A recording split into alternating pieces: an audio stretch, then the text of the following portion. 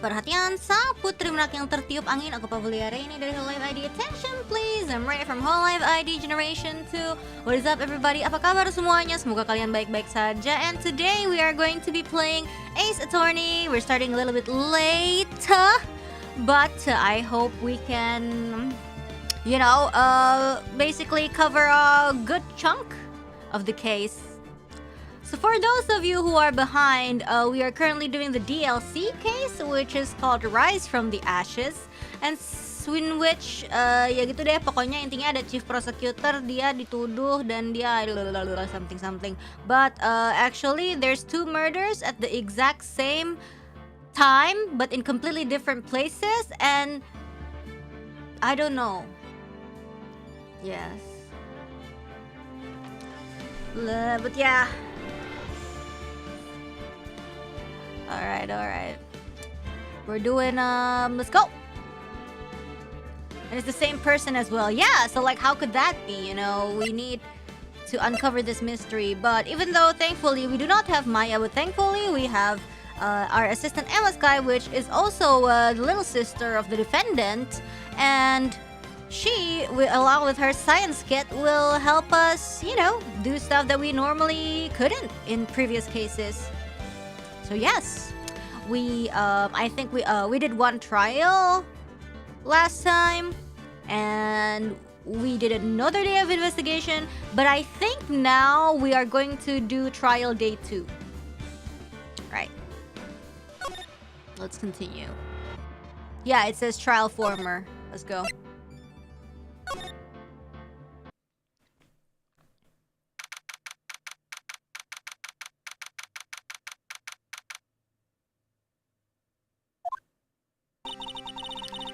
So, what do you think, Mr. Wright? I think the prosecution is as confused as we are. After all, the victim was murdered in 2 different places at the same time. And a different suspect was arrested at each of the crime scenes. Lana! Good morning, Mr. Wright. I apologize for yesterday. I was indisposed. What's indisposed? What's that mean? I hope they didn't hold you too long for questioning. Oh god, I have coffee. Like, I don't know why. Like, the whole day I was so sleepy. Pero ito kantok banget. Hari ini gak tahu gimana ceritanya. I don't know. Oh, busy? She was busy? Alright. But I ate outside today, which is a good change of pace. I ate some tofu. But I don't know why. Even though, like, I woke up pretty late, I'm already sleepy today. I don't know, I'm just like big sleepy girl today, I guess. Gak ngopitan. Makanya ini lagi minum kopi tapi kayak gak mempan.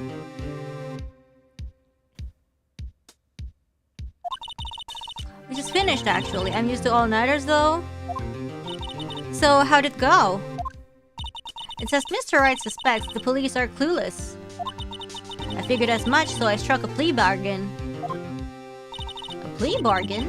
What do you mean by that? We agreed that if I told them the truth behind this simultaneous murder, they wouldn't see capital punishment. That's what I mean, Emma. But she didn't do it! If you do the bargain plea thing, that just means you're admitting to the stuff. Right? But Lana, don't tell me you...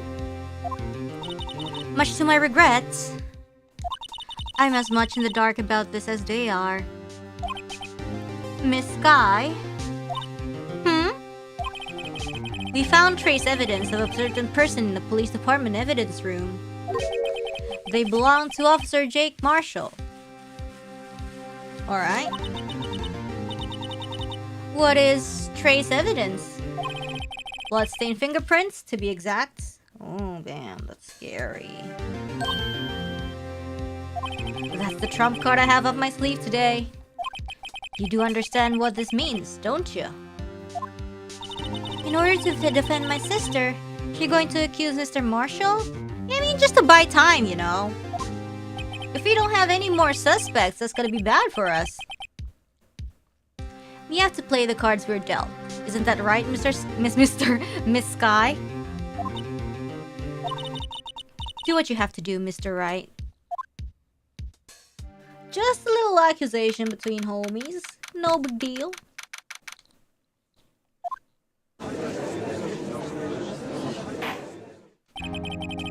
Court is now in session for the trial of Miss Lana Sky. The defense is ready, Your Honor. The prosecution is... what? I'm afraid you'll have to clarify. It takes 30 minutes by car to reach the police department from the prosecutor's office. Yet the victim, Bruce Goodman, was slain at both places at the same time. But that's not physically possible, is it? What's more, I hear the victim from the evidence room just disappeared.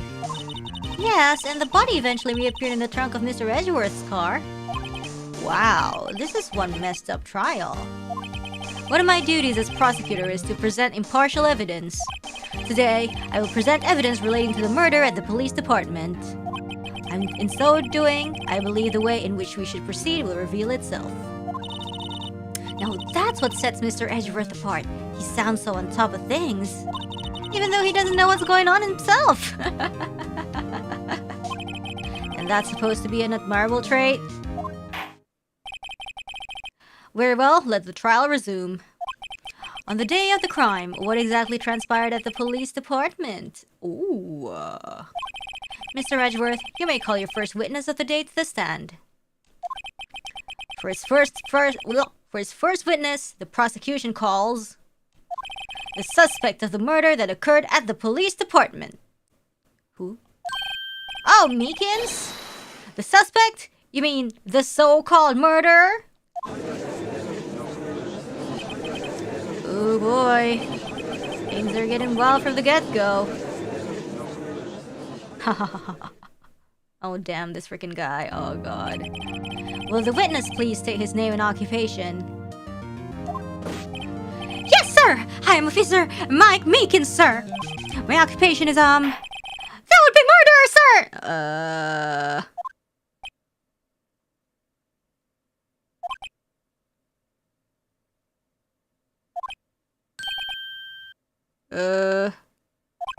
So you're telling us you're a professional killer? Sir, it was me, sir! I'm the one who did it! I'll never care anyone again, sir! You've got to believe me, sir! Actually... Sir, I'm what would you call part of the younger generation, sir! A person whose actions adults can possibly comprehend! Please, Mr. Edgeworth, sir, help me, sir! Officer Meekins? Yes, sir! Give us your report of the crime. Consider that in order. Yes, sir, as you wish! After all, I am part of the generation that must be told what to do, sir! You can't fault him for a lack of enthusiasm. For real? Although it's not my normal duty, I was assigned to guard the evidence room that day. Sus! I spotted a suspicious man on the security screen and rushed into the room. I was only doing what I was trained to do, sir. I was suddenly attacked. I fought for my life. Then I did it! After that, I passed out until another officer smacked me awake. Okay.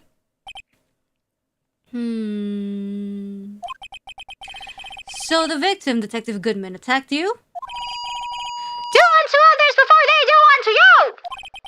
That's the Meekins family motto, sir. I see. Then you fainted and a colleague helped you regain consciousness. Yes, sir! He knocked me upside the head, sir!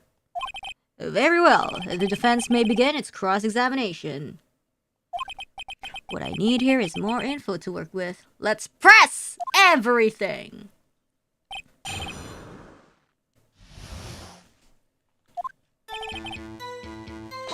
Why? Mr. Meekins, you work in the General Affairs Department, do you not?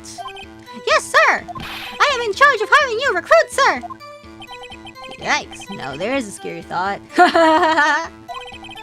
Evidence transfer was taking place on the day of the crime, which meant many officers were given special tasks not ordinarily performed. I was in charge of guarding the Blue Badger, sir! The Blue Badger? Oh, no. Yes, sir, the lovely police mascot created by the Chief of Detectives, sir! Oh, no. Oh, hell no. I was to ensure it wasn't broken during the transfer process. That was my sole mission for the day, sir.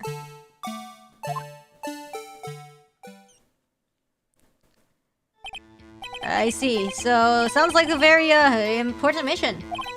After the war ceremony finished that day, there were so many people roaming around that I relocated the blue badge to the evidence room. Oh, so that's why you went to the evidence room. Tell us, what did you see when you got there? Spotted a suspicious man on the security screen and rushed into the room. Let's press everything. In order to enter the evidence room, you need an ID card, am I correct? Precisely, sir. I have one right here around my neck. So then, your ID number should be listed on here, right? So it's probably 4989. There it is! I found it! This is the one right here! Could you please read us the number? Yes, sir! It's 4989596! That's my number, sir! I see, huh? But number 4989596? That's before Bruce! Oh, it's shown as being used twice. Huh, that's weird. Please explain, witness. It's no real mystery, sir. The first time is when I relocated the blue badger to the evidence room. Ah, okay. And the second time is when I went to go get him after everything settled down. I see. So it was during that second time when... Yes, sir! That was when I spotted the man on the security screen! Okay.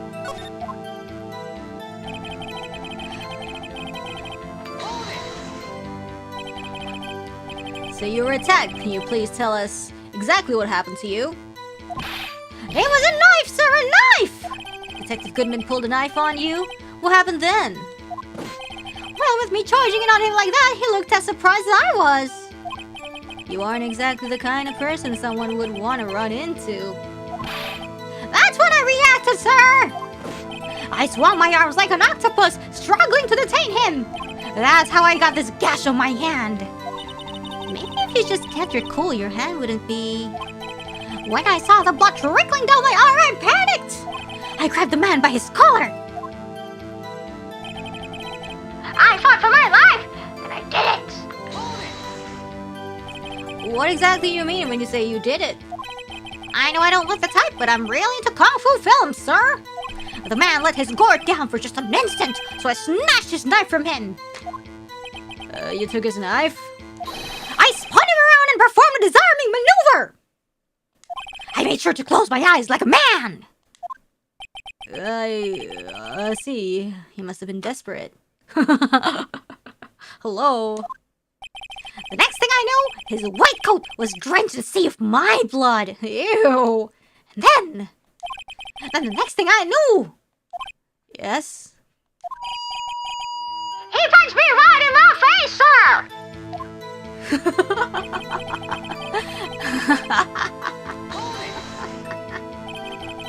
About what time did you regain consciousness? No offense, sir, but how am I supposed to know that? I was unconscious. Oh, right. According to the reports from the officer that woke up the witness, it was about 5:30. So that's after the murder. It hit me right in the head, too. I woke up crying, tears of pain! That's nice. I mean, it's nice that you recovered, that is. When I came around, though, I made sure to finish my mission, sir. Your mission? Yes, sir! The blue badger, sir! I returned him to the entrance before things got out of hand. Well, we can all rest easy now. I believe we now have a fairly accurate picture of what happened. Yes, Your Honor. Only one thing remains unclear. Was the man this officer murdered really the victim? He's got a point. Yes, Officer Meekins. With regard to that, sir... Take a look at this! It was sent to my jail cell. Chief Comp delivered it to me just this morning, sir! The chief? Delivered it? What is that? A videotape? Yes, sir! That's absolutely right, sir! A videotape, sir! It contains footage from the security camera in the evidence room! Oh my god. Objection! What? But I specifically asked if there was such a tape, and was told it had been mistakenly erased. That's quite a mistake. I just do what I'm told, sir. That's the only thing I'm really good at. Looks like communication with the police department is as good as ever. Well then, let's have a look. Show us the video of you murdering the victim. Let's freaking go. Oh, please stop using that word. Murder, sir. It scares me. A video of a real murder. Just what are we getting ourselves into? What's going on? No, hell no. Why? Why? Why does it have to have that music? Oh, what? Okay. That's the police, nice dumpy. Oh my god. Oh, hello. Okay, he's opening his locker. Oh, the glove fell out.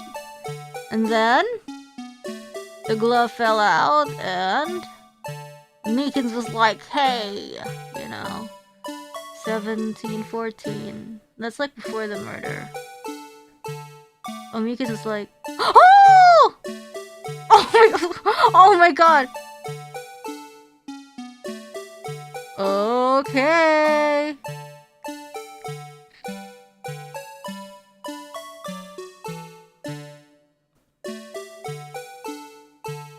He's passed out? Okay. Wait! Then where's the guy?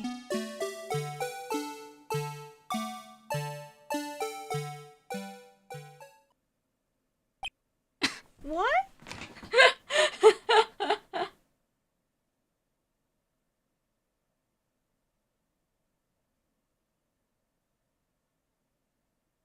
What? Did I just see?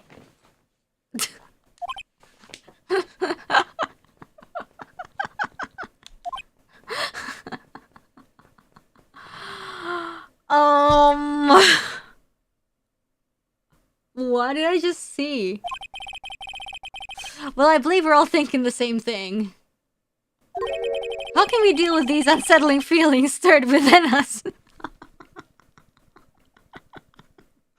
Exactly. Exactly, Judge. What the hell was that wriggling piece of plywood? Sir, that is the pride and joy of the entire criminal affairs department, sir! It's the Blue Badger, sir! Why am I not surprised this isn't going smoothly?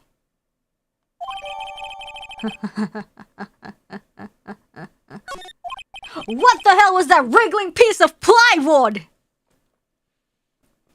Yes, well, anyways.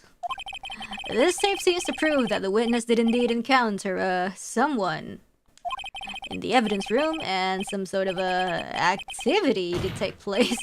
Your Honor, instead of relying on clearly incomplete footage, the witness's testimony will suffice. Is that alright with you, Officer Meekins? Yes, sir! As you wish, sir! Oh my god. Oh. His face can be clearly seen in the video. But there's no question that the other person was Detective Goodman, sir.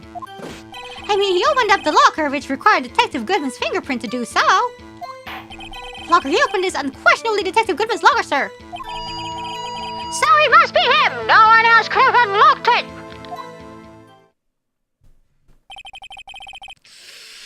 What is this about a fingerprint? Oh yeah, because the lockers have biometrics. Each detective has been given a locker equipped with a fingerprint-activated lock. Though these locks ensure that each locker can only be opened by the detective it belongs to. Intriguing. That would mean the victim at the crime scene would have to have been Detective Goodman. Not so fast. Very well. The defense may begin its cross-examination. I don't know where this cross-examination will lead, But everything begins with contradictions. That's where I have to start.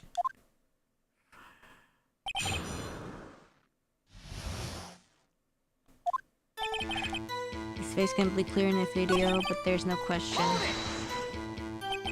But you don't know that for sure, do you? You never actually saw Detective Goodman's face. Well, I suppose you might say that. That is, if you must label people as having seen or not seen it. Since his face can't be identified in the video, only you can verify it. Why is everyone looking at me? If I had labeled your stares as disturbing or... Meekins! Having been shown a questionable video at best, we are not in the best of moods. Now please be more certain when you testify. Yes, sir. You claim the man who brandished knife on you was Bruce Goodman. Tell us why you are positive it was him. I mean, he opened the locker. Okay, let's go. About these lockers, is there no other way to open them? No, sir. I myself tried all kinds of methods in the past. He only responds to registered fingerprints, sir. I wonder what kind of methods he's tried. If the man opened the locker's lock, which only responds to its registered fingerprints, then he must be the person the locker was assigned to. Exactly my point, sir! And this too! Okay. How do you know that information? I've heard rumors, sir, from people in the know, sir. Rumors?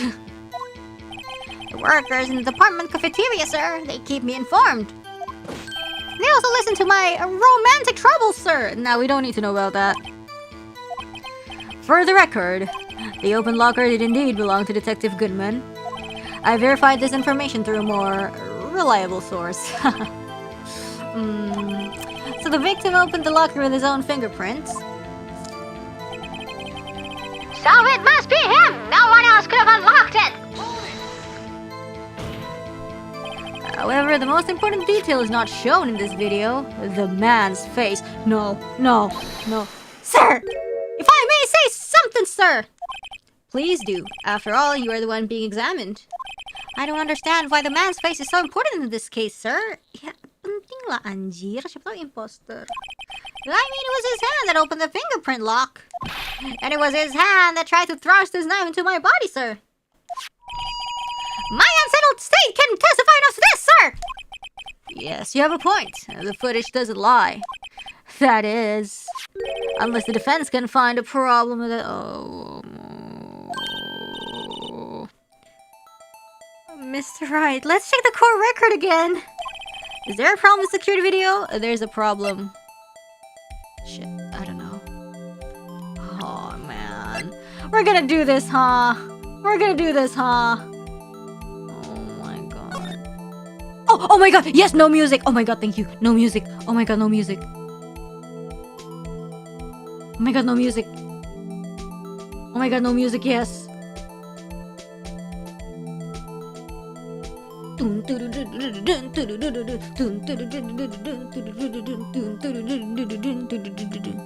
Okay, wait, he's gonna open. Gonna open it. And a glove fell. Could it be the ganjal?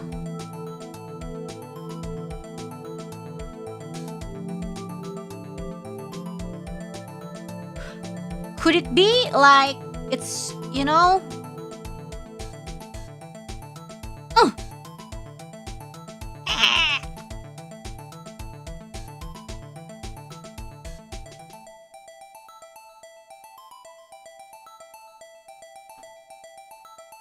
Okay, and then he's gone. But why did he not close the locker? Or maybe it doesn't matter. There's a problem. Regarding the video contained on this tape, there is one thing in particular that seems rather strange. I don't know what it is. Strange.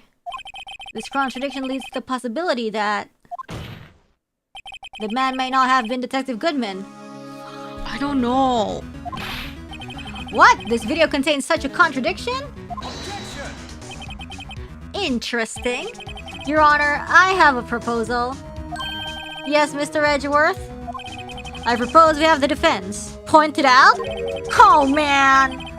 point out to us this alleged contradiction in the video. He would want me to point it out. Very well, proposal accepted. Let us further inspect this piece of evidence. I'm gonna take off my headphones. I will now play the security tape. Mr. Wright, please show us the contradiction you speak of. I have to point out a problem in the video? This is the first time I've ever had to do that. You can do it, Mr. Wright. It's set up so you can fast forward, rewind, or pause the video. Oh, that's pretty handy though. Well, okay, I'm putting it back on. Just take a good look and be sure to point out the right thing. Please don't play it too many times. I can't stand watching this video. How did this guy ever become a police officer? Now then, Mr. Wright, please enlighten us. Where is the contradiction that indicates the man may not be Detective Goodman?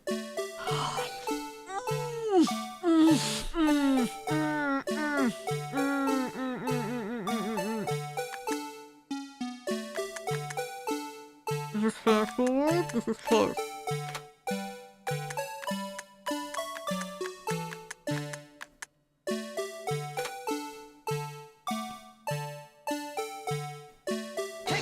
I hope that is it! The thing that's strange about this video has got to be this. What? Yes, that is strange. Am I wrong? That is strange. Something certainly seems unnatural about that. What could it mean? Sorry to interrupt, Mr. Wright, but you seem to have forgotten the point of this exercise. No! The point? What are you looking for is one thing and one thing only. Something that indicates the man might not be Detective Goodman. Phew. I almost walked right into the defense's trap. I'll place him under arrest, sir. Rats, I need to slow down and tackle these things one piece at a time. And what do I do? Oh, wow. No penalty? That's good. Every time you point your finger, someone gets hurt. Says the one pointing his finger at us.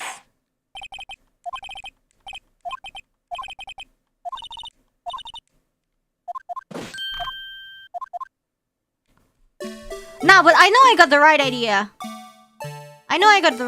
Hold on. Oh. This. The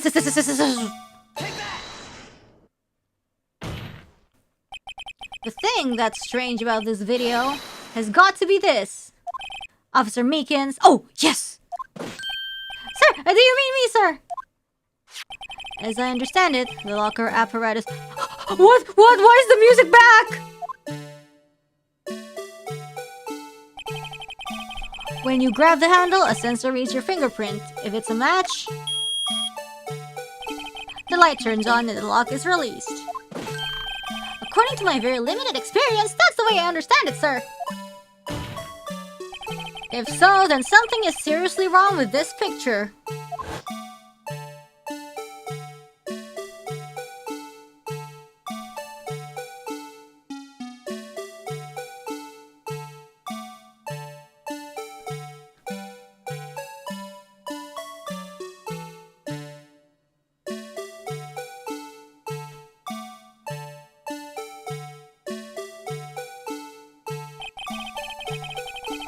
When the victim reaches for the handle to open the locker, let's rewind to a little earlier.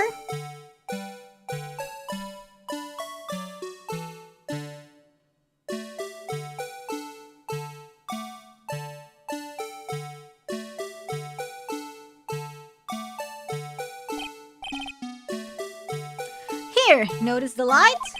What's this? It's already lit! Precisely my point, Your Honor. The locker was already open before the victim grabbed the handle. Oh my god, there's a kettle sound. Order! What's the meaning of this? It's very simple, Your Honor. The locker wasn't locked on the day of the crime. But the locker locks are controlled by an electronic system. When a door is shut, a sensor is triggered. The locker is automatically locked. Oh, I know. It must have broken down. Of course, I'm not an expert in this. That's not likely, Your Honor. The sensor would detect and report any malfunction. Oh well, it just goes to show an officer should keep their mouth shut. So then, Mr. Wright, do you have an explanation? Yes. Me, Your Honor? Yes, why wasn't the locker locked? Me, Your Honor? Yes, well, you see, this isn't exactly my field. What do you think, Miss Scientific Investigator? Oh, maybe something like jammed system sensor? That's what I think too. Something jammed the sensor? Say... There's something else. That's what I pointed out earlier. I was like 2 steps ahead. I was playing 4D chess. There's something else that seems out of place in this video. Yeah, I thought so too. There's got to be another clue somewhere in this footage. Very well, let's inspect the video once more. The locker wasn't locked, Mr. Wright. Please point out the cause for this.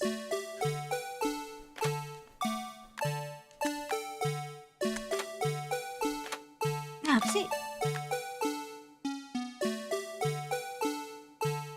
Cepat.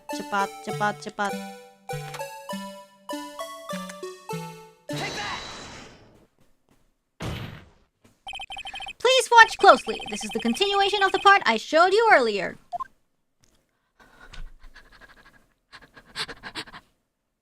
That mascot haunts me every time.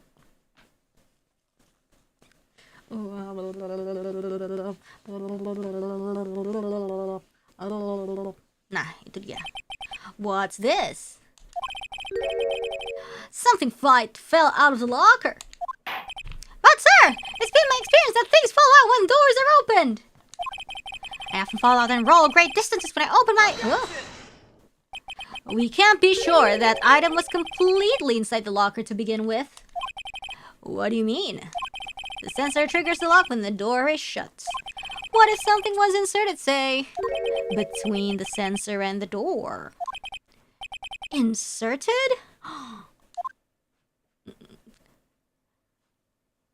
Dun dun dun dun dun dun dun dun dun Maria dun dun dun dun dun dun dun dun dun dun dun dun dun dun. This white thing wasn't inside the locker. It was stuck between the door and the sensor. Oh, I understand now, sir. It's just like my tie. 2 out of 3 times it gets stuck in the door when I get out of my patrol vehicle, sir. Instead of the door closing, my tie chokes me. But the object would have to be extremely thin to fit in the door. Not only that, it would also have to block electrical currents. Yeah, that's why it's like rubber. It's made of rubber. It would need to be an insulator. Yes, an insulator, but at the crime scene, there just might have been something that fits the description. Wait, I thought the glove? But sir, by insulator you don't mean... I think I finally got this figured out. Where will the defense please present the relevant evidence? What was this insulator that was stuck in the locker door? Let's go. This one, rubber glove. I found this near the locker, a thin rubber glove. But we can't be sure that was in the victim's locker. It has a tag that says SL9 incident. The video seems to depict the victim opening the locker.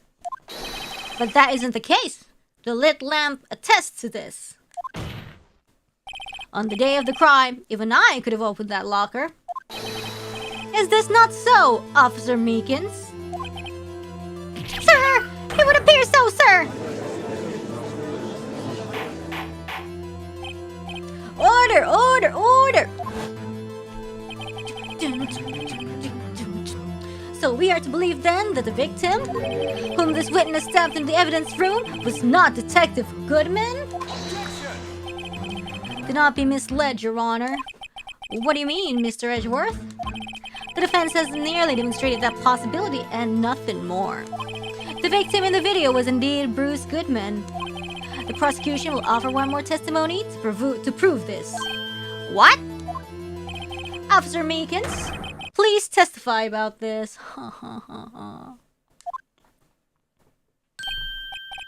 Sir! Me, sir? I'm not sure what you're referring to, sir. Oh, you mean that, sir? Of course, sir. Is this a joke? Very well, begin your testimony.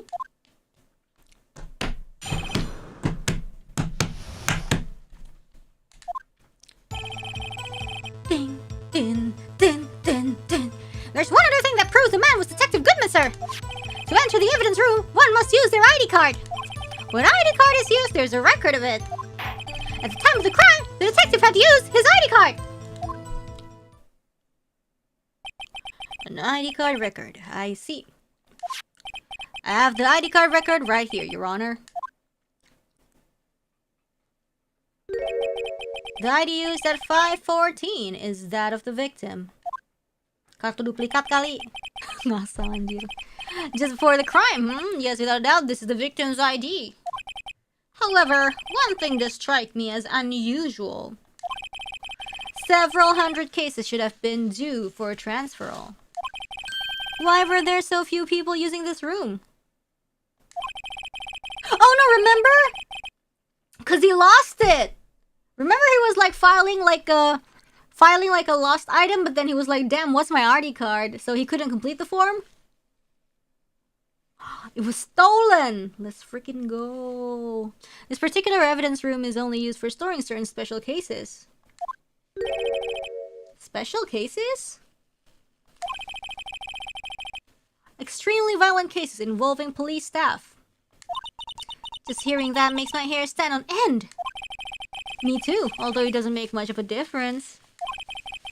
There were only a few cases up for transferal there, and most were cleared up by noon. Right, I see. Now, let us move on to the cross-examination. Do you guys know about... This is so random, but do you guys know about these tongue cleaner? I want to buy those. I don't have those, but I want to buy those. Like the tongue scraper. I want to try. I want to try getting that. I've never had that before. Yes. I don't know what good it does, but okay. Yes. And then you scrape your tongue with it. You know. And recently, guys, I got myself an electric toothbrush because I think I got into a talk about like how if you brush your teeth too hard when you're old, your gums can actually like, I don't know, is it like sagging down or something? I don't know. And then even the bottom part of your teeth, like the root-ish part of your teeth, it may be able to it's like visible. So one of those like dentist whitening procedures, right?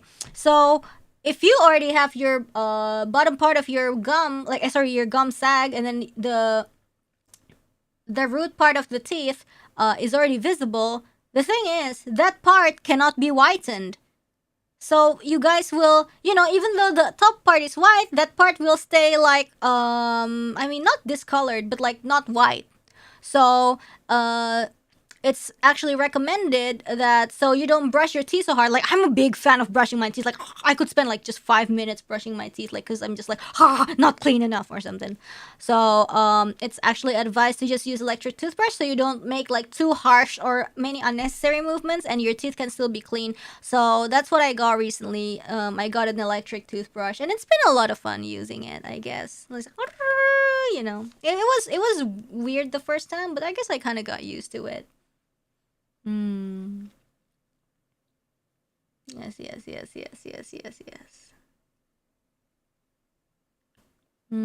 Anyways, back to the game. How hard are you brushing to wear your gums away? Well, I don't know. I guess it's just like a time thing, Like, maybe you're fine now, but like, so many years later, it will build up, and well, when you're like old or, a grandma, then it will show if you don't change your habits, I feel like. Anyways, let's go back to the murders.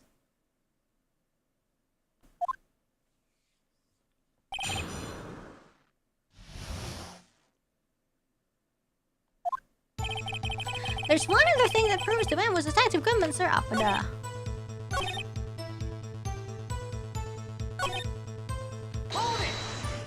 I think I can present this evidence. Earlier, I believe you testified that when you asked the man to show his ID card, he pulled a knife on you. He didn't show me any ID card, sir. Well, if he had one, then why wouldn't he want to show it? Because his face doesn't match the face on the ID, obviously, duh. All he had to do was show it to you. There wouldn't be any reason to draw a knife. Because, see, Meekin said, like, he doesn't know any police officers. So, like, even though the face doesn't match, he would be like, oh yeah, that's Detective Goodman. But, like, if he sees his ID, then it would be revealed that, damn, the face doesn't match. That's what I think. Maybe he just panicked? Everything stems from contradictions. Let's point them out. Mr. Wright, what do you think? I'm confused. What? The problem with this ID card testimony is far too obvious. It's not like Edgeworth to miss something like this. You're thinking too hard about it. Come on, let's show him what we've got.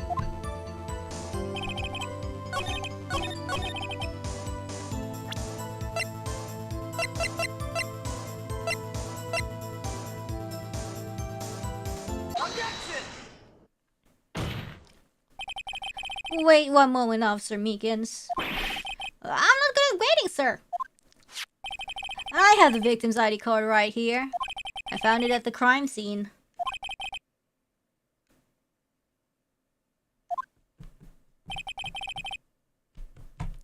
When I say crime scene, I'm not referring to the evidence room at the police department. I mean the other crime scene. The underground parking lot at the prosecutor's office. Your Honor, I have one more piece of evidence to present. Huh? One more? What do you mean?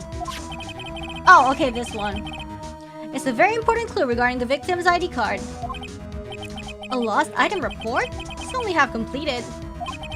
But it shows that Detective Goodman had lost something on the day of the crime. Something important enough to fill out this report. Let me guess, you believe this something to be his ID card, right? I can say for sure, but there is a high probability. On the day of the crime, Detective Goodman was not carrying his card. Order! Order! So now what does this all mean? Intinya apa, bang? It can only mean one thing. It doesn't even require much thought. The man Officer Meekins encountered in the evidence room was not Detective Goodman, but rather the man who stole his ID card.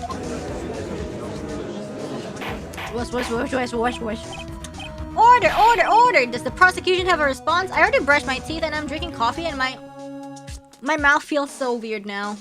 That's what prompted the tongue scraper talk. I have only one thing to say to the defense. Bravo, Mr. Wright.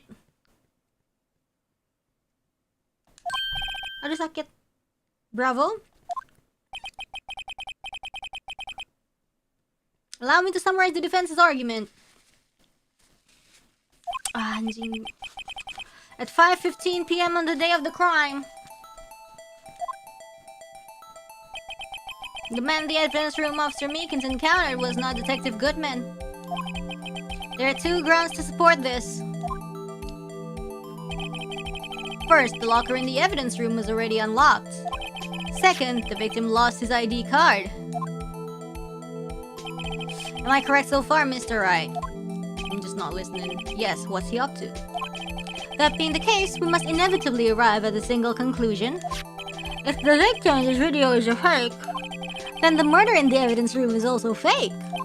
In other words, the security camera does not show the instant of the murder. I guess that's right. But why is there blood? Is something wrong, Mr. Wright? Only moments ago, you seemed content to be pointing your finger around. This isn't going to end well. Yeah. Well, it seems you finally realized.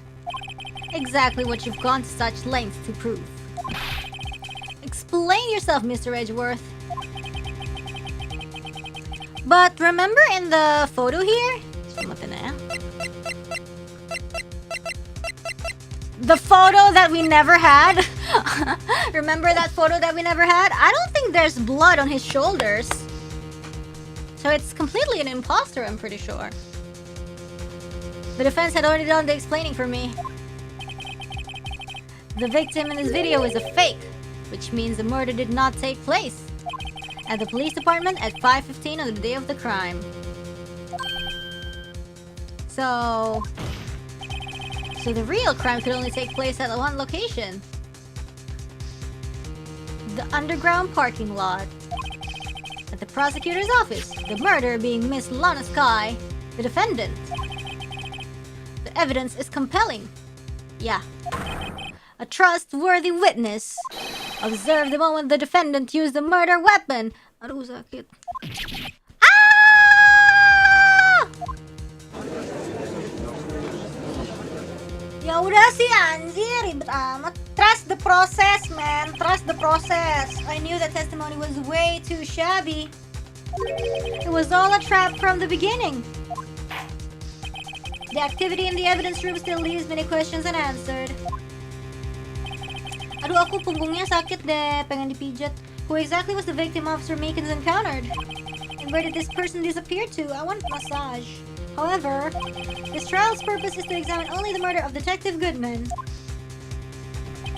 Just so, Your Honor. Mr. Wright, you have to do something or else Lana... Ow, ow, ow! What do I do? How am I supposed to... Tunggu, apa? Objek aja, bodo amat. Bluff! One moment, Your Honor. What now, Mr. Wright? Don't tell me you're objecting to what you've just proven.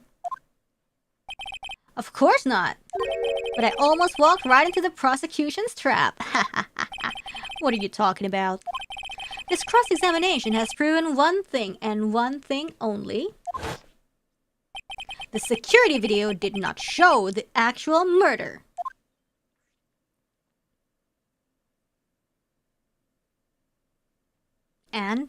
But that does not mean the murder did not happen. Or something. Hello? Hello? Hello?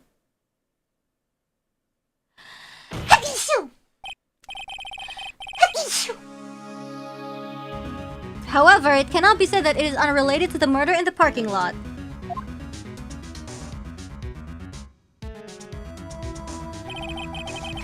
Specifically, large amounts of blood traces were found in the evidence room. The defense demands further examination into the truth of the matter. Mr. Edgeworth. Yes, Your Honor. If this court were to examine this further, other witnesses will be necessary. Is the prosecution prepared? I'm sorry, Your Honor. Prosecution considered the incident at the police department to be unrelated. We have not prepared any other witnesses for this incident. This just might be my chance. Who you gonna call? Time to call a certain Texas Ranger to the stand. Mr. Wright, do you mean? Your Honor, the defense would like to request a specific witness. Oh, whom do you have in mind? Someone we have reason to believe knows the truth. The truth behind the activities that took place in the evidence room. The prosecution requests to hear this person's name before deciding whether or not to comply. Very well then, Mr. Wright. This person whom you would have testify, what is his or her name? Name is Inijake Marshall. Wait, let's see everybody's age. 65, 22. Wow, he's so young. 33, 36, 30, 29, 16. Oh, that's young. 31. Okay.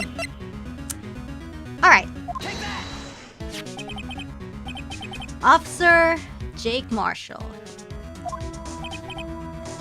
Why him? I can't let Edgeworth know everything just yet. 29 already chief of prosecutors, that's crazy, right? He's in charge of the evidence room. I feel we should hear what he has to say. The prosecution agrees to the defense's request. Since he was responsible for guarding the room, we should hear his testimony. Fortunately, he works in the police department. We shouldn't need longer than 20 minutes to prepare. Very well. The court will take a 30-minute recess while the witness is subpoenaed. I learned that word from Suits. Will the prosecution please prepare the witness during this time? We will, Your Honor. Court is now in recess. Yay! 29-year-old chief prosecutor, what is up?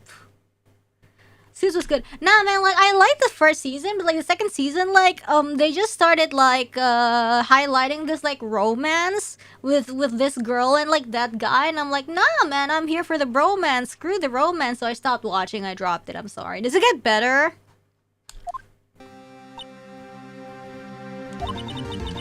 There's no stopping you, is there, Mr. Wright?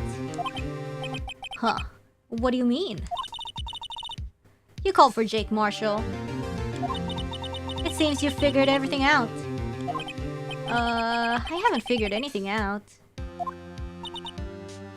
Lana! You're the one who knows everything! Emma. You always know everything! Why didn't you just tell us? Mr. Wright is trying his hardest to protect you. I don't recall ever asking for his protection. How can you be so cold? Don't you trust us? Don't you trust me? She's like, nah. I hope I'm not interrupting anything, pals! Silly me.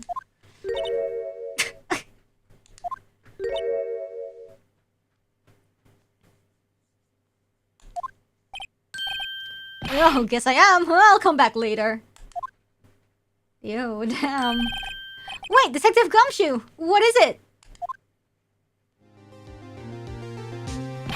You've got a lot of nerve, pal! Making a detective run all around while on duty.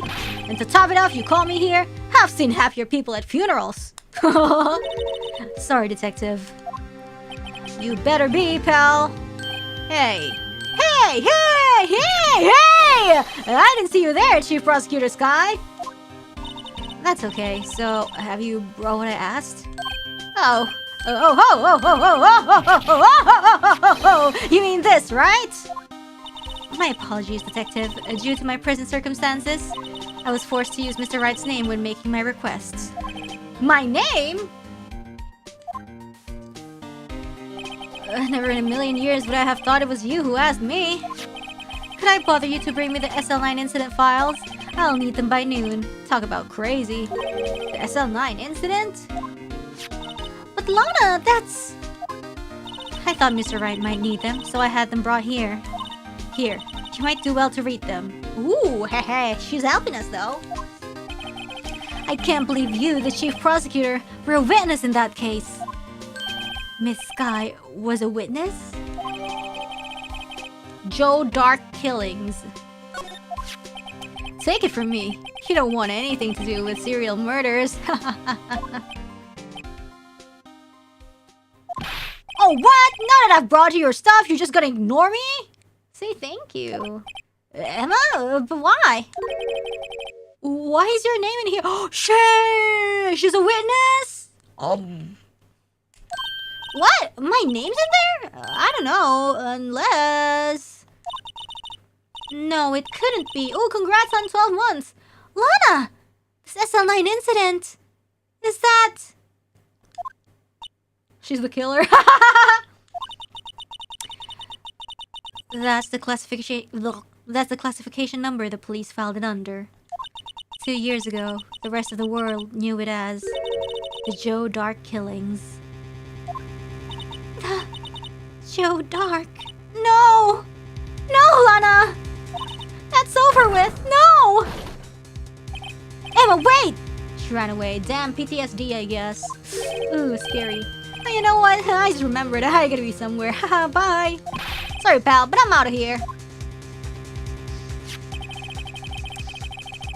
Jake Marshall, Angel Star, Damon Gant, Mouse, Edgeworth. Is it Damon or Damon? Damon Gaunt? Damon Gaunt? Not to mention Lana and Emma. Everyone involved in this case is connected to those killings 2 years ago. This can't be just a coinkadink. Knowing you just might be able to figure it out. Time to get back to the trial, Mr. Wright. Best of luck. I'd better take a good look at this file. Ugh, what? SL9 closed. Perpetrator Joe Dark. Crime, serial murder, sentence death. Victims Edward Jonas, Edith Kirby, Jeb Bates, Jason Knight, Rachel Moss, Neil Marshall. That's Officer Marshall's relative.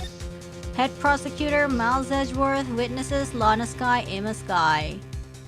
Okay, the siblings both witnessed it. Head prosecutor is edgy though. Executive investigators, Damon Gaunt, Lana Sky. Head investigator, Bruce Goodman, Jake Marshall, Angel Star. Okay. Everybody is involved. I don't know who the other people here are though. Maybe just like random people.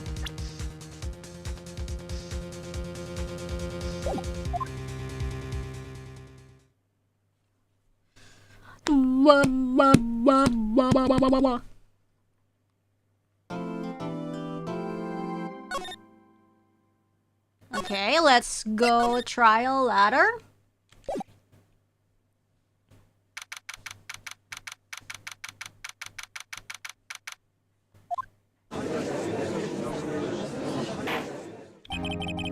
The court will now reconvene for the trial of Miss Lana Sky. Emma did come back. Allow me to call the next witness to the stand. The officer in charge of guarding the evidence room on the day of the crime.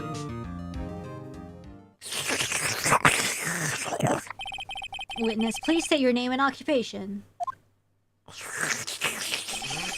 Me, Porter? Oh, I'm just a man, same as you, wandering the trails of civilization. Occasionally helping the elderly cross intersections when needed. Yes, we get it. Oh, I know, you're a patrolman. As for my name, if you listen hard enough, you can hear the howling wind calling it out. To be exact, it's Jake Marshall, Your Honor. Howling wind? I've never heard Edgeworth described that way before. Now, Mr. Marshall, let me ask you something. You were in charge of guarding the evidence room on the day the crime took place. Is this correct? According to the papers, partner? What do you mean? A desperado soul is as boundless as the desert sands. Desert sands, no paper can sum it up. Maybe it's best we get on with this quickly. Please share with us your testimony of the day of the crime. In plain old English. Blah, blah, blah.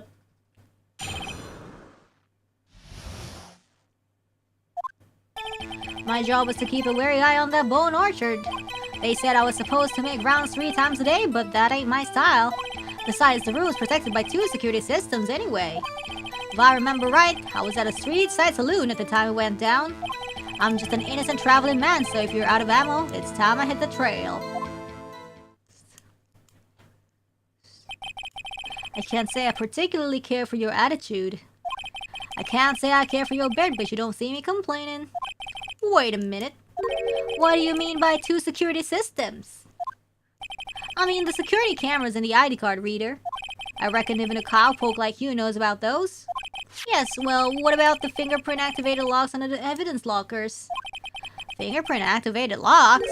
What kind of newfangled doohickeys are those?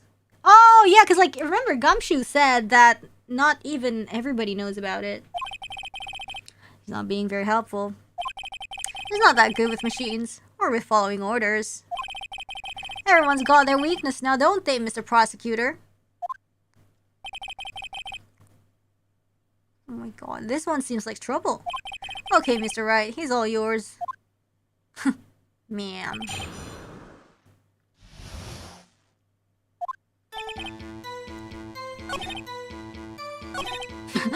It's like, but that ain't my style.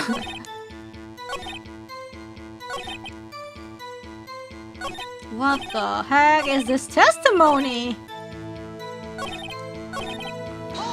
I'll press everything. How exactly did you keep an eye on the evidence room? I just made sure nothing moves in the security camera monitor. That room's so still. Even time dies in there. I was just a caretaker who interred the recordings. You interred them? Videos of nothing aren't that useful. When the time would come, I'd erase the tape. If nothing unusual is recorded, tapes are to be erased every 6 hours. Each time I'd erase a tape, it felt like I was erasing a part of my life. This guy has a flair for the dramatic, but it isn't going to do him any good. So in actuality, you don't physically enter the evidence room? Okay, that ain't my style, cool. But you made your rounds on the day of the crime, right? Ain't you heard of what I said, partner? I told you that ain't my style. I'm afraid I don't understand. No desperado, no. No desperado, I know the rules get in his way. No desperados, I know join the police force. So Officer Marshall, on the day of the crime, just between you and me, I didn't set foot in the evidence room that day. Huh? What do you mean? There was a rubber glove stuck in the victim's locker. Do you know anything about that? Sorry, partner. Can't say I do. I haven't been in that crypt in weeks. How does this guy avoid being fired? Besides, 2 security systems, huh?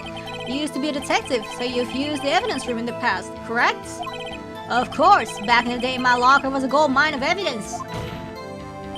And yet, you didn't know about the fingerprint locking mechanism? Sorry, partner. I ain't good with machines. I couldn't even tell you how a bike works. That's quite incredible. The sensors in the locker handles cannot be seen. It's well known that some detectives are unaware of their presence. Now that he mentions it, Detective Gumshoe said something like that to... yeah, I guess. At any rate, it doesn't seem that this is relevant to the crime. Can you tell us what you were doing when the crime took place? Street side saloon? What were you doing in a place like that? I was eating spaghetti. Not even angel steak lunches can beat that parlor's Von Gold sepia pasta. Do you mean to tell us you abandoned your police duties to eat some noodles? I guess so. Not all desperados eat tacos, partner. That's not what I meant. I hope this has at least taught you a lesson. That's strange. This is usually where Ezra says. Did you not want to race this year? I'm just an innocent traveling man, so if you're out of ammo, it's time I hit the trail. Out of ammo, Officer Marshall?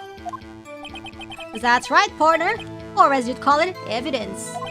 If you plan to pin me to this crime, that you better draw. Otherwise, you're just wasting my time. My steel horse is waiting to carry me back west into the sunset. One thing seems clear. Despite being responsible for guarding the evidence room, the witness doesn't appear to have seen anything. Texans don't take orders from anyone. Everyone knows that. Apparently your superiors don't. Okay, I have a trump card up my sleeve, so I'd best keep my cool. Before I use it though, I'd better up the ante. Oh man. Where exactly did you keep an eye? Just not sure. Okay. Holy crap.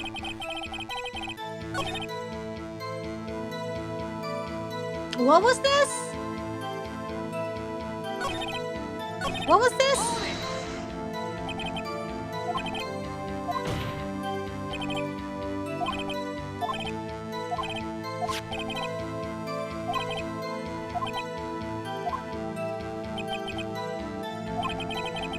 Oh, security camera and ID reader. Okay, okay, okay.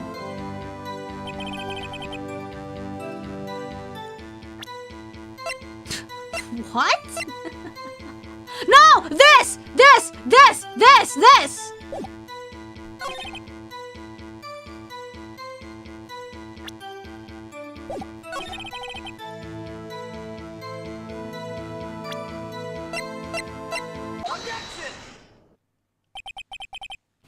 Officer Marshall, doesn't it strike you as odd? That is, you being called in to testify like this? After all, you weren't in the security room at the time of the crime. And yet you dragged me down here. Explain yourself, partner. It's quite simple. You left a very large trail behind at the scene.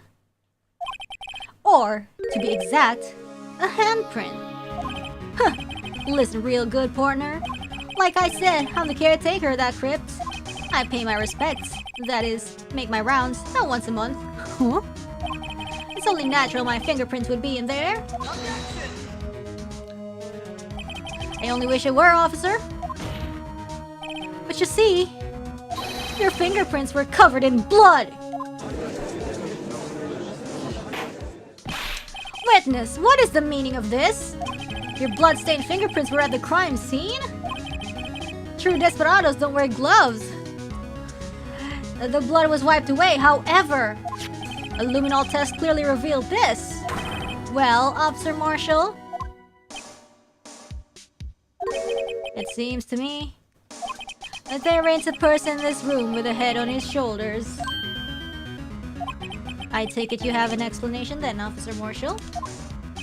About the bloodstained fingerprints. Very well, you may begin your testimony about your fingerprints. Ah, man. Found at the scene of the crime.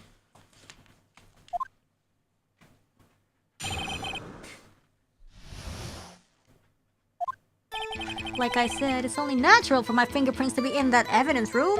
One of them just happened to be at the same place as the blood-stained handprint. The murderer touched the locker where my fingerprint was by chance. What? The bloodstain and the fingerprint are completely unrelated. Or did you know the murderer was wearing gloves? No, I did not know that. See, I had nothing to do with it. Huh?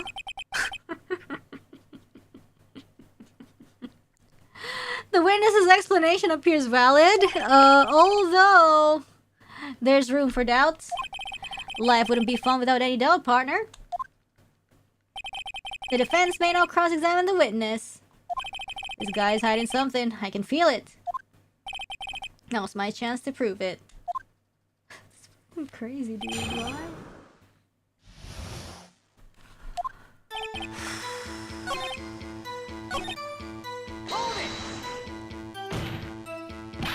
The chances of that happening are 1,000,000 to 1. On the contrary, one could argue just the opposite. The chances of that not happening are 1,000,000 to 1. Get one thing straight, partner. You ain't gonna get no reward from me with a mere fingerprint. You wanna know why?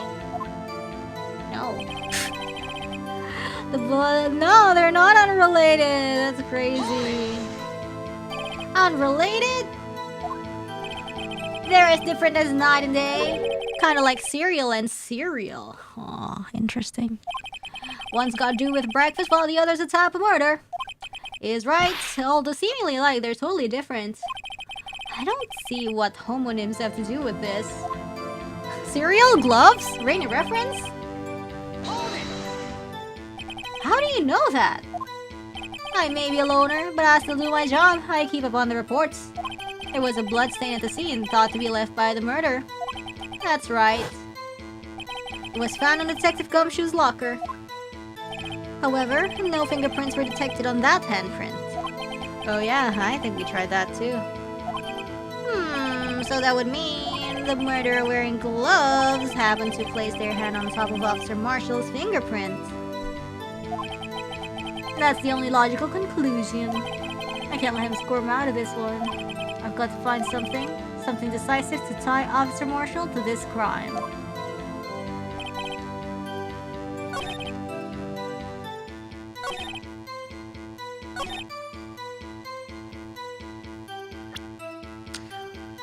The bloodstain and fingerprint are totally unrelated. The bloodstain and the fingerprint are completely unrelated. How do we refute that? How do we refute that?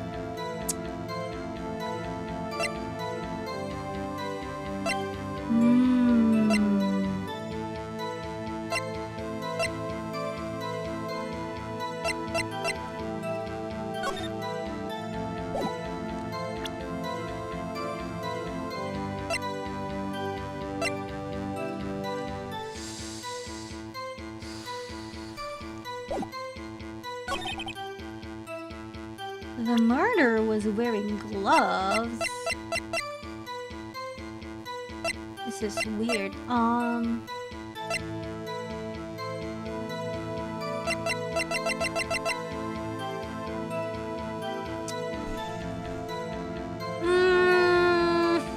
What?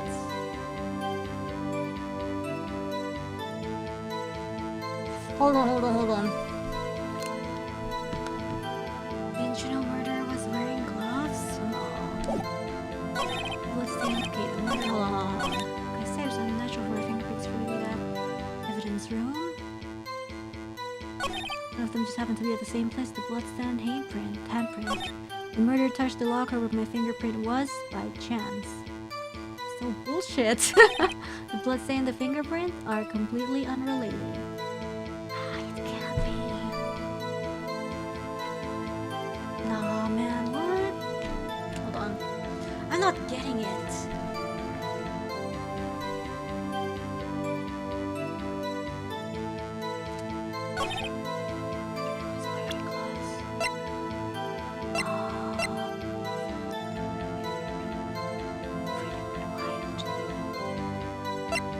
The glove has no, but no, this is a different glove. This is a different glove. This is gloves from like the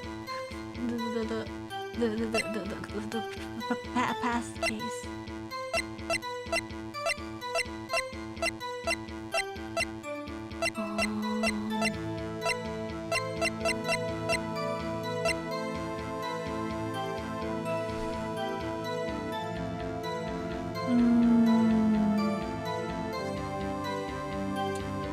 The murderer? But who? What's the murderer?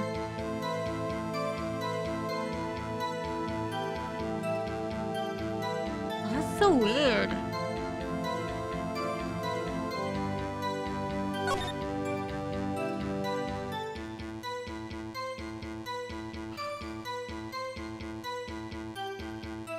Now, but the thing is,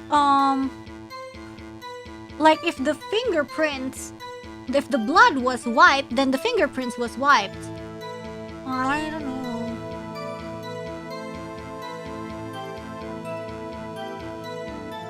It's covered by the stupid blue badger, man.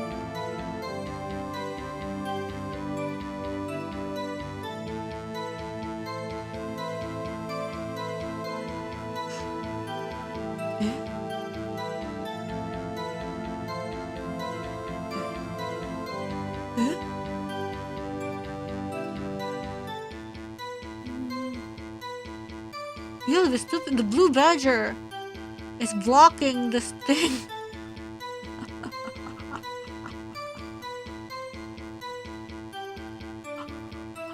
Yo, I can't see. What is going on? Oh, wait,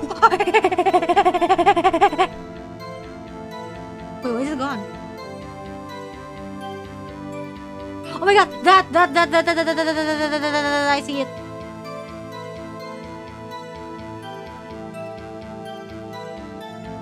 I was like, wait, why?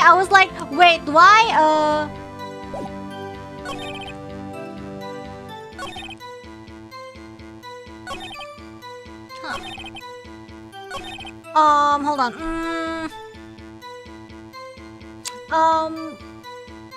Which one? No, maybe this one? Maybe this one?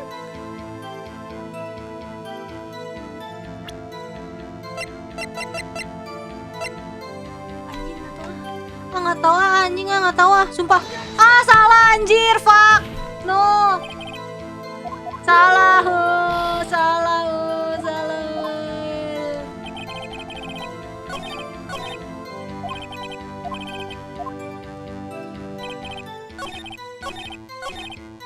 Ya udah ini. Anjing salah staffnya.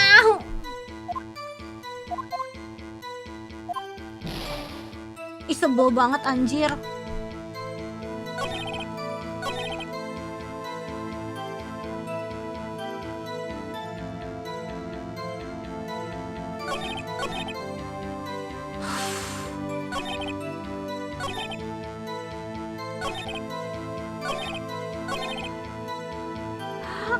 god! What? That's so annoying! Ah!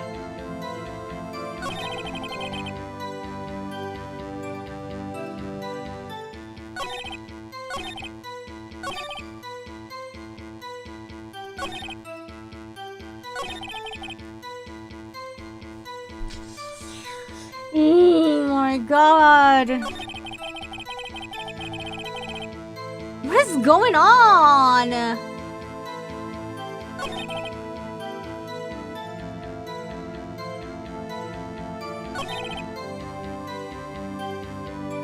Yeah? Huh?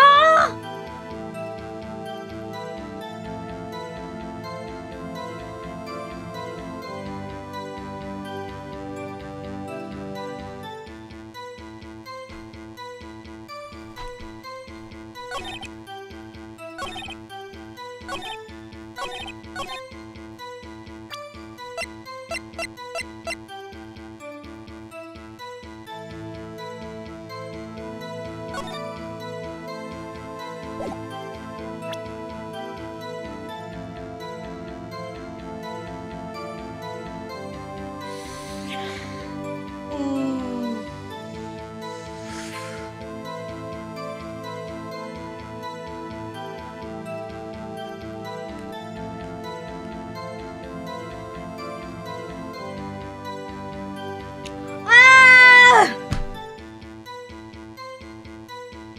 That. Oh man. No, like I know he went there. I know there was like the open locker. I'm just like, how to get there? How to get there?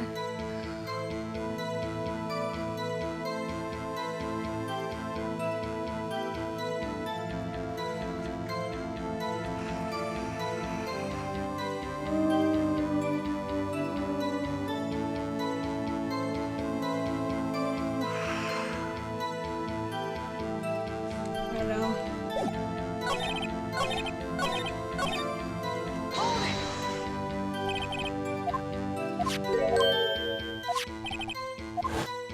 Wait, this is new? What? It's the locker I used when I was detected, the locker I still use. All that's in here now, there's a heap of broken dreams. I see. That'd be strange if my prints weren't all over that locker. Bradley's fingerprint data was never removed from that locker's programming. He must have been using the fingerprint log all this time without ever knowing it.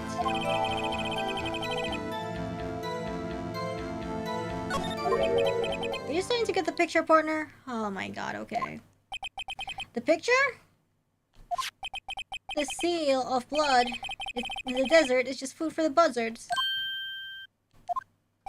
There's only one reality, and that's this.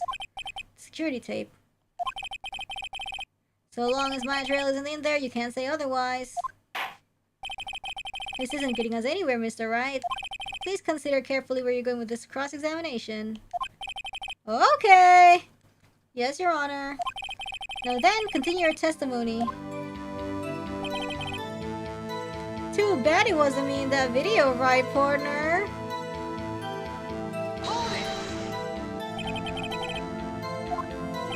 Once time into this crime, ain't that right, partner? If so, that video is the only direct evidence you have. Objection! That video is next to useless. It's full of blind spots. Blind spots? Places you can't see. Yeah, emang. The camera's panning back and forth. The floor isn't shown. Emang nih goblok banget yang nyetel security camera. Siapa dah? So stupid, the one who set up the camera. If someone was familiar with the camera's position, they could leave the room without being caught on tape. Objection! We don't have time for your speculations, Mr. Wright. Well, Mr. Wright, you can show us evidence in this video that indicates Officer Marshall was present. Yes! Fucking finally, dude! Very well. Allow me to point out your mistake, Officer Marshall. Tread carefully, Mr. Wright, or you might wind up being the one making the mistake. Now then, let's have another look at the video. Show us this incriminating evidence of the witness, Officer Jake Marshall.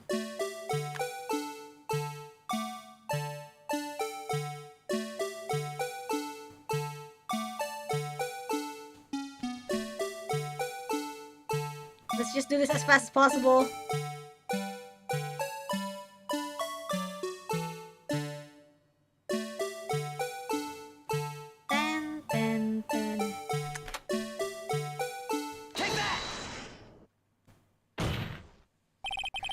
bringing our attention back to the security camera is a mistake I'm afraid you'll soon not forget, Officer Marshall. Our days are short in Texas, and so are our tempers. Could you sum up what you have to say in 8 words or less? You can clearly be seen in this video. Exactly 8 words. Not bad, partner. The key lies in a certain locker shown in this video.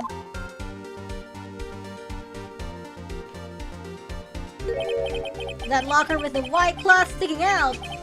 That was the witnesses, I believe. Now then, let's rewind the video a bit.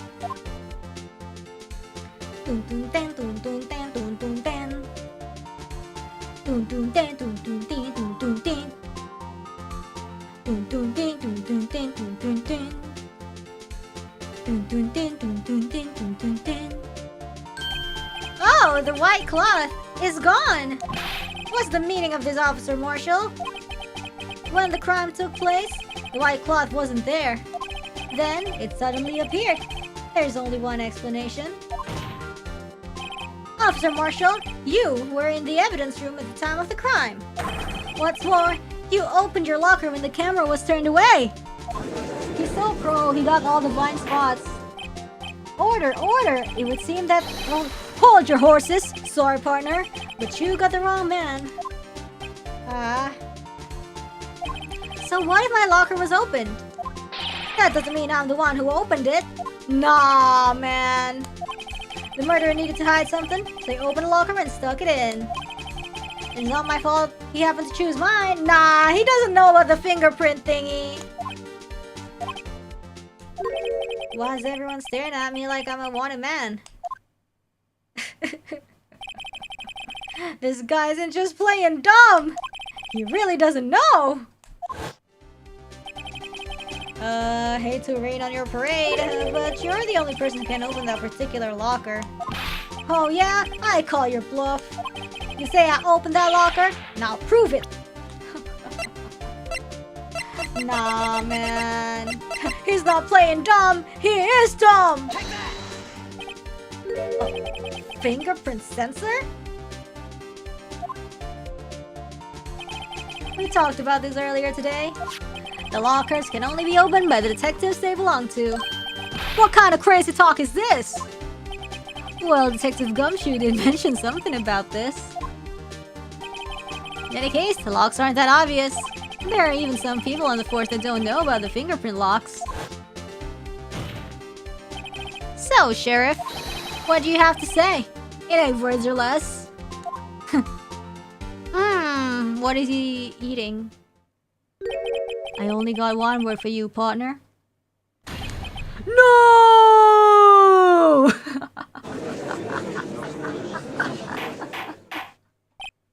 Order, order, order!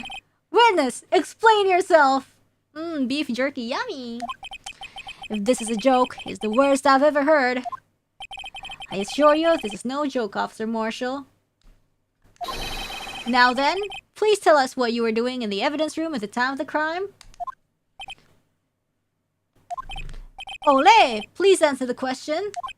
What is he now, a bullfighter? That's alright, Officer Marshall. I believe we can figure the rest out from here. We can? Have a look at these floor plans. There is no place for someone to hide in the evidence room. Yet, Officer Meekins didn't see Officer Marshall. If that's so, then where was the witness? Huh? What? Could it be that he's the imposter? It seems that Mr. Wright has an answer. That's right. The only possible conclusion. Well then, let's hear it. Where was Officer Marshall at the time of the crime? Here, right, V? Take that! Officer Marshall was standing right here. There? But that's where the victim, Detective Goodman, was. Correct. Unless the man wasn't Detective Goodman. I believe the victim in this video is Officer Marshall. It was you, dressed up like Detective Goodman. Objection! But that's preposterous.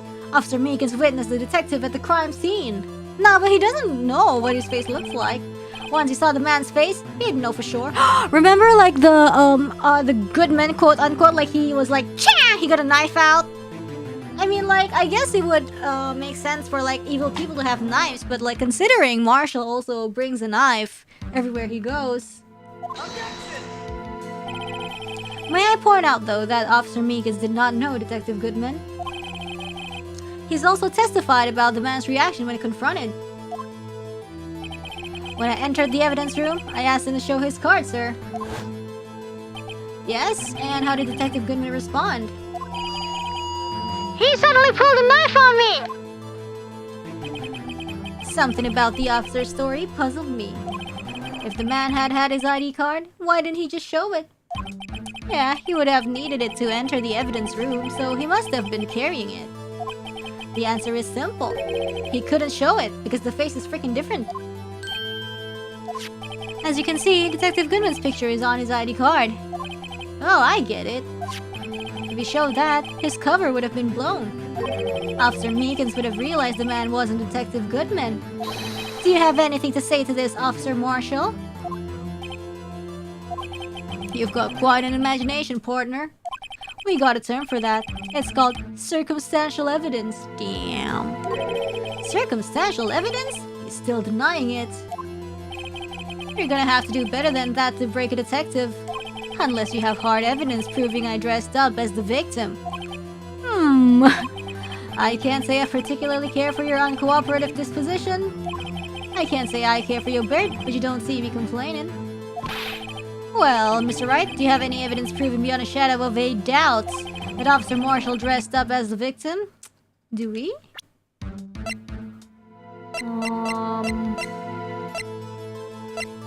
Do we? I don't think so. Do we? Well, who am I kidding? I don't have anything like that. I can see the fear in your eyes, partner. Seems you're the one who couldn't take the desert heat. This can't be happening.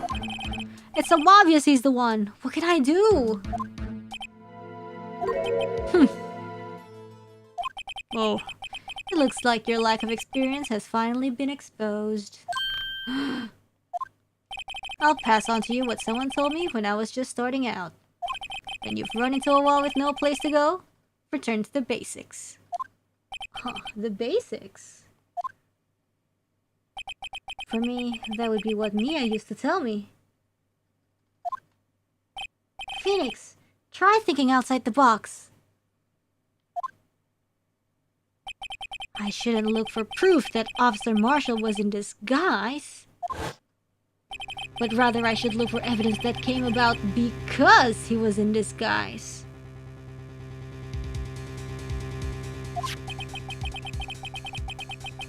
Why do you think this locker was open in the first place? What do you mean? There's no reason for Officer Marshall to open his locker at the time of the crime. Yet he did, despite the chance it might be discovered later as it has been. Which means he didn't originally plan to open his locker. According to the defense's argument, Officer Jake Marshall dressed up as Detective Goodman at the time of the crime. Then, after the crime was committed, he opened his own locker for some unknown reason. Okay. The fact that a white cloth is sticking out of the locker seems to indicate that it was closed in a rush. Okay. He opened it in order to put the cloth inside. So, just what exactly is this piece of cloth? Perhaps the video is the... Oh, jeez, no. This video is my only shot! Let's take yet another look at the security tape. After committing the crime, the witness opened the locker to put away the white cloth. Please show us why the witness had to open his locker. To put the white cloth... Take that!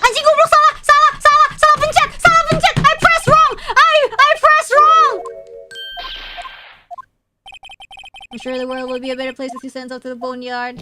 Damn,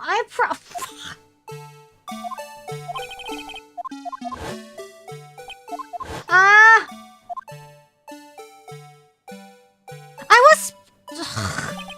The fact that a white cloth is sticking out of the locker seems to indicate that he opened it. Yeah. Oh my god!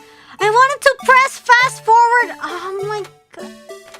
Like, see, it's like A, Y, B. It's like really... Hold on. Okay, it wasn't there. Okay, glove is there, which we picked up. Is it to wipe the blood? Knife?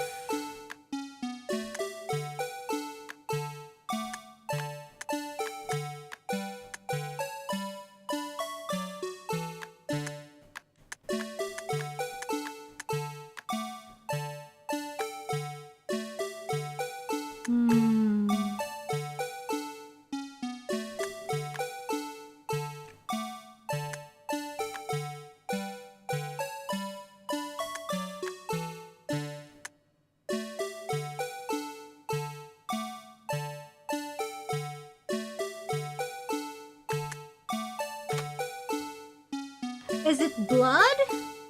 But,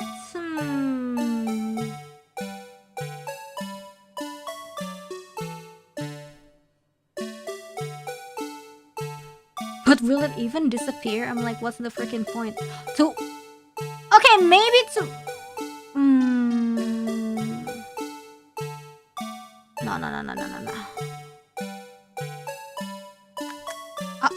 Let's pause. There we go. Wipe blood where?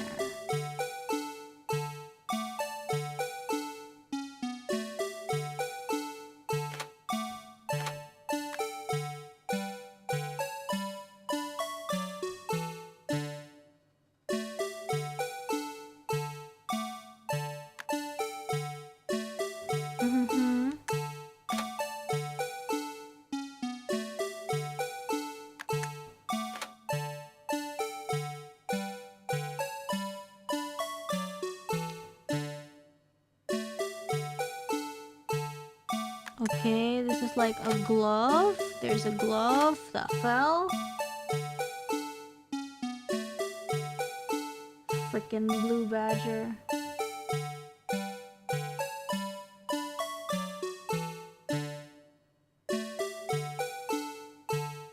Okay, the knife.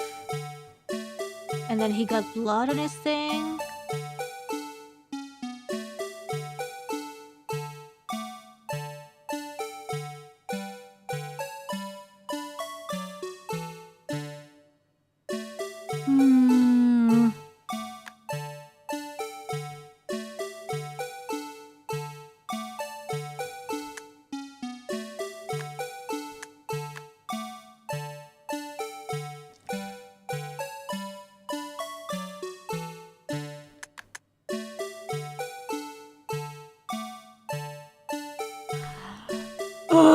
That doesn't make any sense though. Cause like if you just wipe blood on a coat, it's seeped. It won't disappear.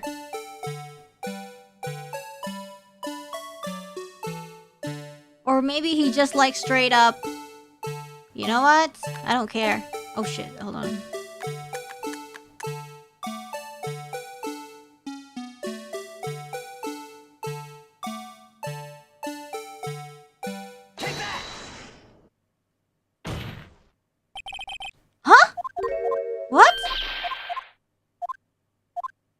What? There's no cursor! There's no cursor! Come on!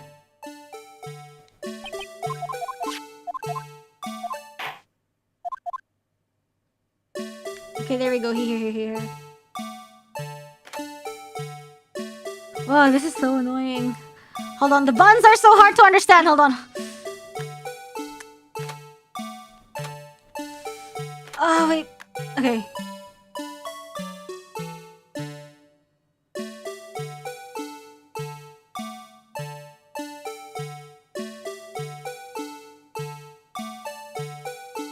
I'm so annoyed. Hold on.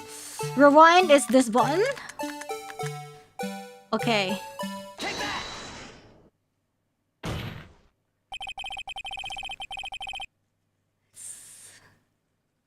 It's not enough that the video is weird, it's just like the buttons are so hard to get used to. I'm still getting fast forward and pause mixed up. Cause freaking Xbox controls and Nintendo controls.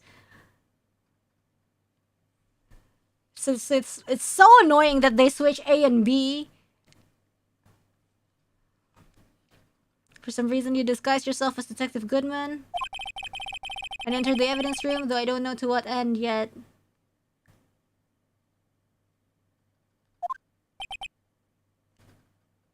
And X and Y, yeah, of course. Yet?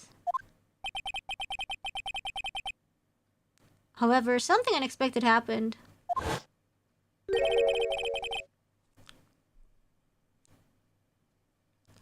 Officer Meekin's barging on you. When asked to show your ID card, you pulled a knife on him. However, Officer Meekin's panicked. And white coat you were wearing was soiled with blood. A bloody white coat. Oh, that really gave me a bad taste though, like me... You know, oh man. Bloody white coat. You couldn't just walk out like that. Oh, that pissed me off. So you hid the coat in your locker. Not bad, partner.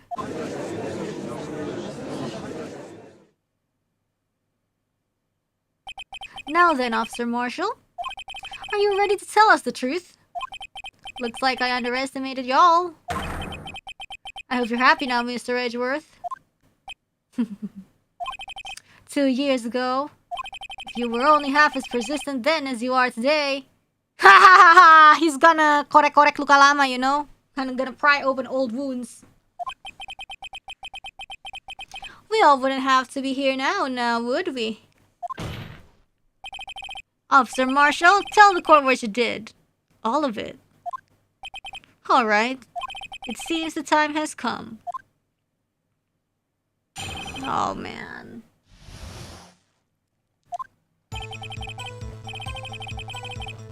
I had to do it that day. I couldn't just stand by and let it die. I stole the detective's ID and dressed like him. I planned to take out the evidence. I wasn't expecting Officer Meekins. I knocked him out. I managed to escape. I knew which areas wouldn't be caught on the camera. There wasn't any murder in the evidence room at 5:15. So the supposed victim was really you. But there's one thing I still don't understand. Traces of a large quantity of blood were found on the floor on the evidence room. That's what I'm thinking. If no one was murdered, then how could that be? Officer Meekins managed to cut his own hand. With that much blood? My guess is he's the donor. It was way too much blood for such a small donation.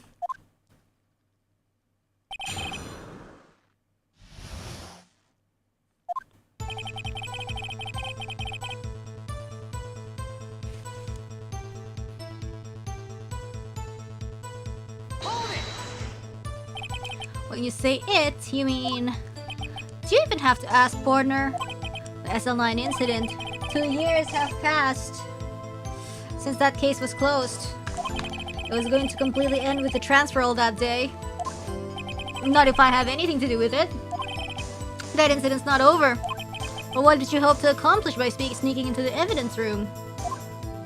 When a case is closed, only that case's lead detective can look through the evidence. I wanted to have a look at it myself one more time. No matter what the cost. I don't care what anyone says, partner. That case is mine. But Officer Marshall wasn't in charge of that investigation. Why does he care so much about it? 'Cause, his relative was victim. That day was my last chance. That's why I... Why did you disguise yourself as Detective Goodman? If I didn't make it look like Goodman was carrying out the evidence transferal, I'd be arrested for stealing evidence, which wouldn't get me anywhere. So you did it to fool the security camera. And the detective's ID card? I stole that the morning of the incident. So that really was why Goodman started filling out the lost item report. I returned his ID card. I left it on the floor in the prosecutor's office parking lot. What? The ID card I found was left there by Officer Marshall. So essentially, you managed to succeed despite your lack of foresight. What do you mean, Porter? I mean the fingerprint activated lock, of course. No matter how well you disguise yourself, you can't change your fingerprints. Under normal circumstances, you wouldn't have been able to open that locker yourself. But he could, because the rubber glove just happened to get stuck in the door. That means Detective Goodman must have opened the locker before Officer Marshall. Huh. Wasn't expecting Officer Meekins. Knocked him out. You pulled a knife on Officer Meekins and tried to drive him off? Let's just say I was a little surprised. I only planned on being in the evidence room for no more than 5 minutes. I didn't think anyone would actually come in during that short time. Officer Meekins certainly is a 1 in a million type of person. Mistaking a detective for an intruder and demanding to be shown his ID. I'll have to think a little more about his race this year. When did Edgeworth get so much influence? Anyway, he threw himself at me and I ended up cutting him slightly. I'm sorry it had to turn out that way. With me knocking him out and everything. By the way, what happened to your knife? Oh, you mean this one? I don't know what to say. So you knocked Officer Meekins out and managed to escape. I knew which areas wouldn't be caught on the camera. Ow, so you did your research beforehand? Those who go into the desert unprepared don't live long, partner. I didn't think it would make a difference though. Security tapes erased every 6 hours. If all had gone as planned, no footage would have been left. However, you bloodied your coat in your struggle with Officer Meekins. If someone was in the security room when I came out, the jig would have been up. I opened my locker and stashed it in there. What was Officer Meekins doing during that time? Well, sleeping, I guess. What else? He was sleeping like a baby. Exactly. So what you're saying is on that day...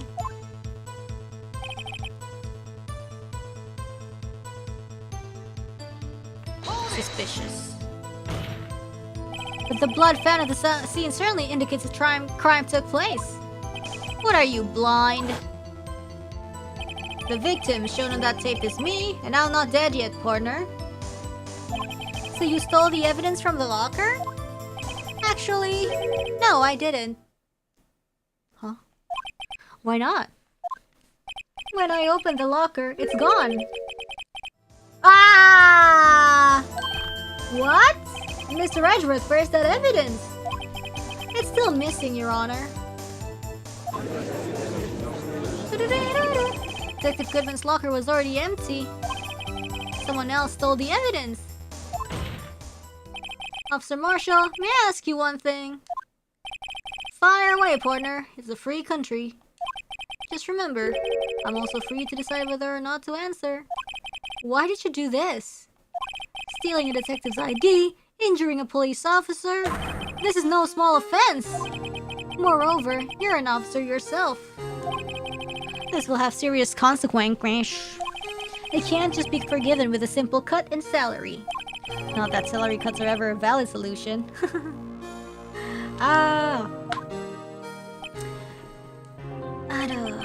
Like I said, this isn't your case. This one is mine. And I'll do anything it takes to get an answer I'm satisfied with.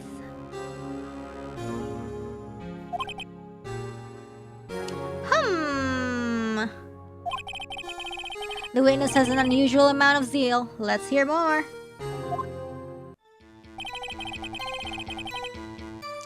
I can't just forget the SL9 incident. You know why? I know why.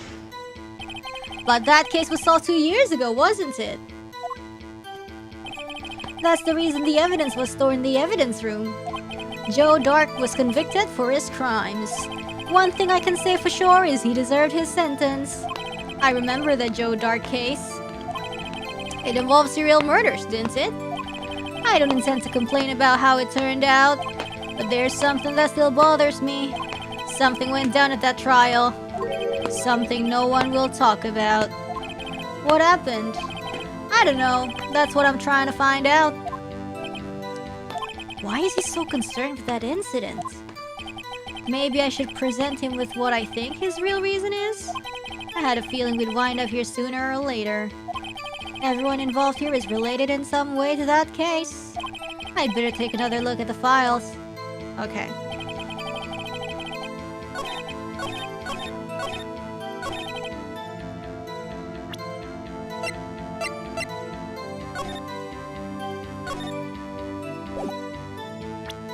Objection! Officer Marshall, I think I understand. I think I know why you care so much about the SL9 incident. Sounds like you've been sipping too much cactus juice, partner. I have the SL9 incident file here. The name Marshall is mentioned in here. In a list of murder victims.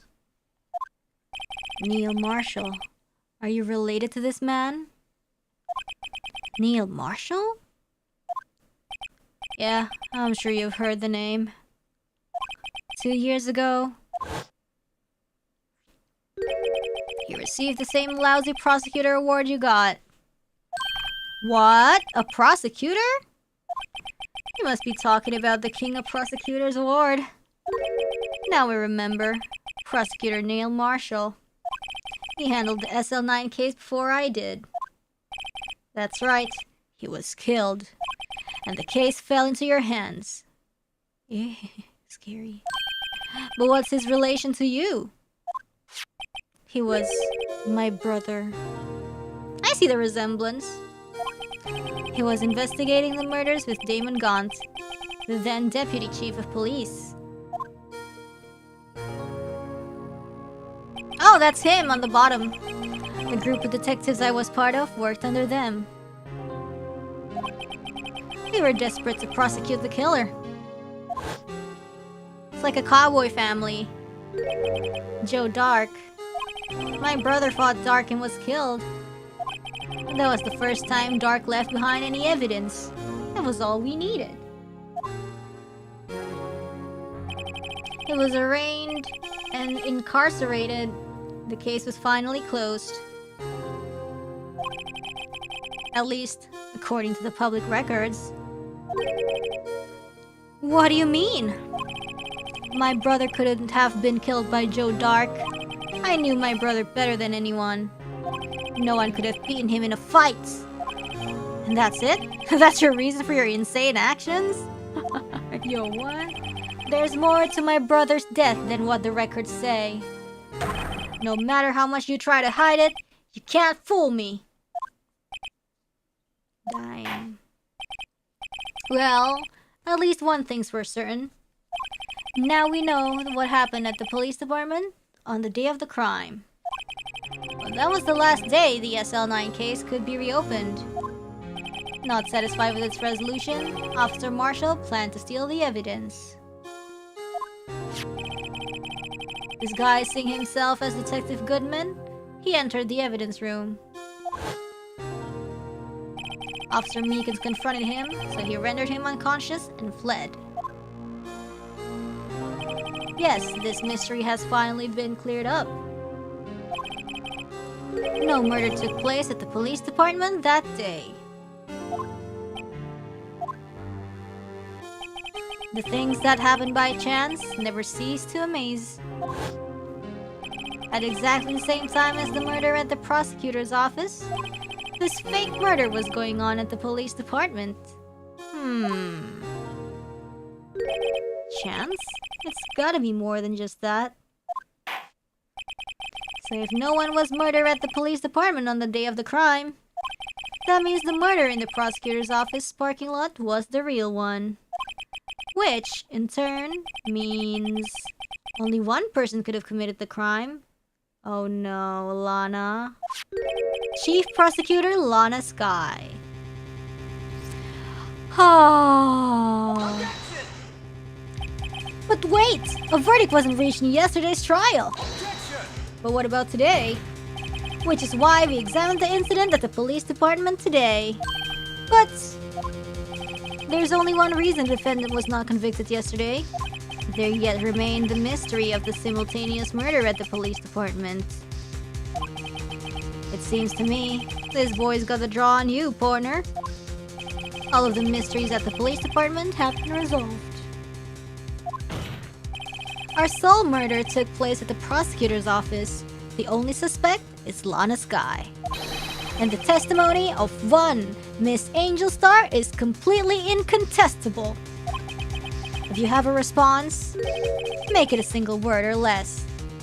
No! Objection! Ah! I rest my case. It seems this trial has reached its conclusion. No! There's no room for doubt. Well done, Mr. Wright. Thanks to you, I didn't need to waste my time disproving the alleged murder at the police department. There's no doubt what I proved today is true. The apparent murder on the security camera's tape really was fake. But I didn't realize that would end up proving Lana guilty. Now then, the time for the verdict has arrived. This court finds the defendant... Oh no. Emma! Oh, Emma, really? Your Honor, wait! Emma! The defense has an objection. A scientific objection. Right? What do you mean, right?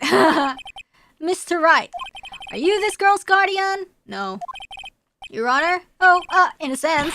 Please, Your Honor. All I'm asking is for a minute of your time. Please hear me out. Mr. Edgeworth, please. I don't want to leave any loose ends. You want a minute? I'll give you 3. Emma to the rescue. I was kind of in a shock. I mean, finding out the SL9 incident referred to the Joe Dark killings. Joe who? Now that she mentions it. The names of both Sky sisters were in that file.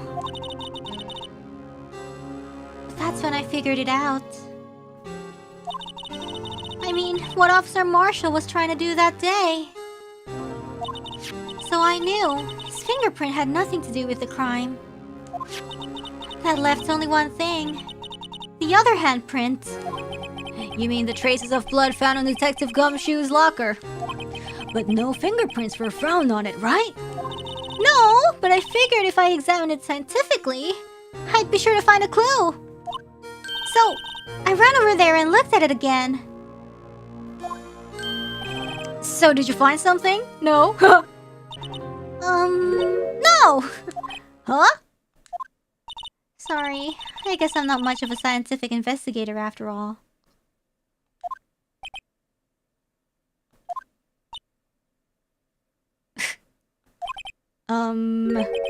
Is that all? Please don't be mad. I'm just a high school student. I'm just an attorney. But Mr. Wright, those traces of blood are the only clue we have. If we can't find something wrong with them... Please, Mr. Wright, you're a professional. If anyone can save Lana, it's you! Me? Oh boy! Time's up. Now then, Mr. Wright. With regard to the incident at the police department, does any reasonable doubt remain? It appears the defense is troubled by the other blood mark. Looking at the floor plans, a handprint was discovered around here. Is there a problem with this? You know, since in the video, there is Blue Badger, so it cannot be placed after the Blue Badger was there because otherwise it will be in the Blue Badger face. That means, if it was placed, In the locker, it must be earlier than when Mike Meekins entered and put the blue badger. Mr. Wright, I'm sorry I can't be of more use. But still, if you can't find anything wrong with that blood mark, Lana will be. Please answer my question, Mr. Wright. We don't have all day. Yes, Your Honor. If ever I've needed to concentrate, it's now. What could be wrong with the handprint on Detective Gumshoe's locker? Could there be something I'm missing? Yes. I object. Objection! This handprint left at the crime scene clearly shows a contradiction. The only thing that seems clear is your grasping, Mr. Wright. You've been staring pretty intently at those floor plans. Tell me, is there a problem with them? Yes, this is strange. Take a good look at these floor plans. Something is missing. The BB is missing. Missing? You mean something hasn't been drawn on there? Yes, something that, when drawn, will completely change the meaning of the blood mark. Let us pray the defense isn't simply trying to buy time. Very well, Mr. Wright. With all this evidence here, there's gotta be something I can use. The question is, which item can prove something is missing in the floor plans?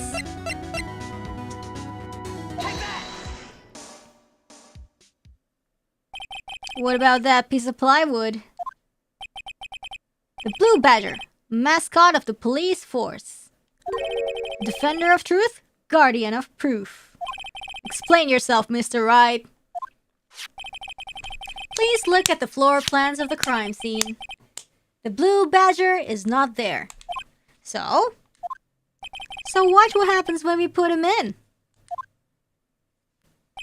This is where he was dancing at the time of the crime. Well, what? That's right.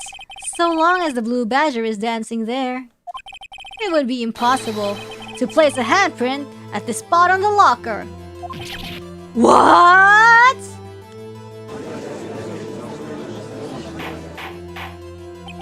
So that means... Just exactly what does that mean? It means it can't be done! What are you saying? Blood traces were undeniably found on that locker! Don't look at me, I didn't put it there!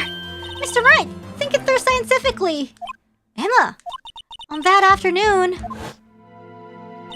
Officer Meekins was the one who brought the Blue Badger to the evidence room, right? After he put it down, it would be impossible to leave a handprint on that locker. That means... this blood mark was left there before the Blue Badger was brought in. Just one moment, I will not allow such far-fetched balderdash in my courtroom. It may sound far-fetched, Your Honor, but it's the only possible explanation. On February 21st, in the police department's evidence room, blood was spilled not once, but twice. But how? One time was captured on this tape, taken by the security camera. Officer Meekins cut his hand, from which a trivial amount of blood fell. The problem is, the other time.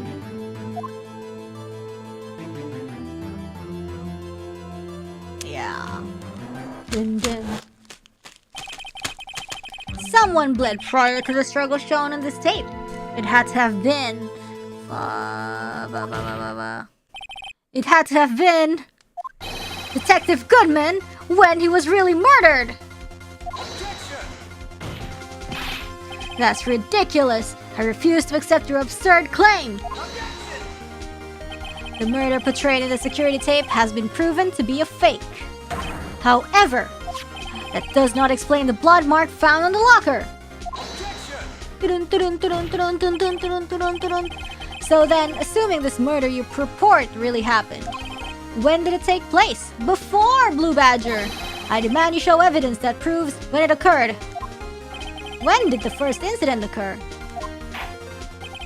To summarize, the defense claims that prior to Officer Meekins being cut by Jake Marshall, who was posing as Detective Goodman, another incident took place in that evidence room. That's right, the blood mark on the front locker proves this. Very well, then tell us. When did this first incident occur? As Mr. Edgeworth said, proof must be presented. Proof that shows when the murder took place. There's only one piece of evidence that can show that. Now then, will the defense please present its evidence? What shows when the first crime took place?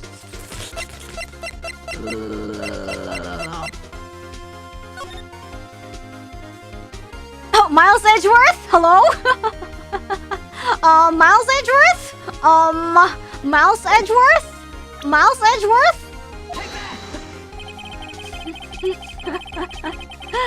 If the crime took place inside the evidence room, then the killer would have had to enter it. And in order to do so, an ID card would have been required. An ID card. Oh, the ID card record. Officer Meekins brought the Blue Badger panel into the evidence room at, let's see here, 4:50 p.m. It's him again. If the crime took place before that time, then it would be 4:40 p.m. Oh!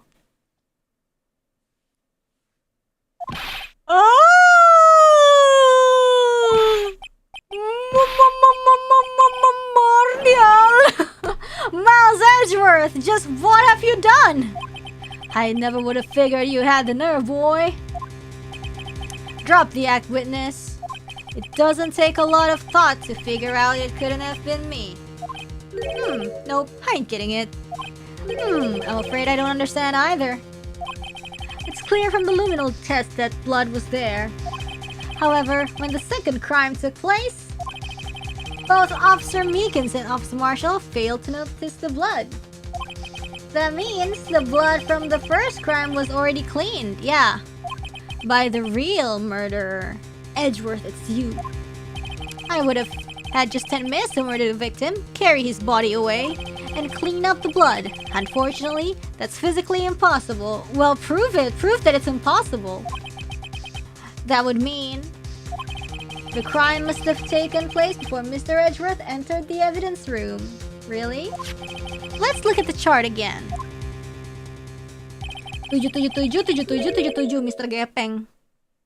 There's only one other card number remaining. You know, like in old Indonesian ghost stories, there's a ghost called Mr. Flat or Mr. Gepeng, you know? It's said that he died because you know, ketiban lift, you know? Is it kejepit lift or ketiban lift? Is it because he got squashed by elevator or he got like geprek by the elevator? I forgot. But so yeah, and then his phone number is 7777777. Yeah. So yes. And then you can try to call. Ketabrak truck. Really, the story I heard was like elevator. Yeah. And then yes, that's his phone number. Did you call it before? Yes, I did. When I was a baby, I tried calling Mr. Gepeng, and it was a male voice, so and then I immediately hung up. Talk about a lucky number. But wait, that doesn't make sense. I actually tried calling only once. That doesn't make sense. What did he say? Oh, he just said like hello, and then I immediately hung up. How could Detective Goodman have entered the evidence room? Since there's no record of his card being used beforehand, he must have entered along with the real murder.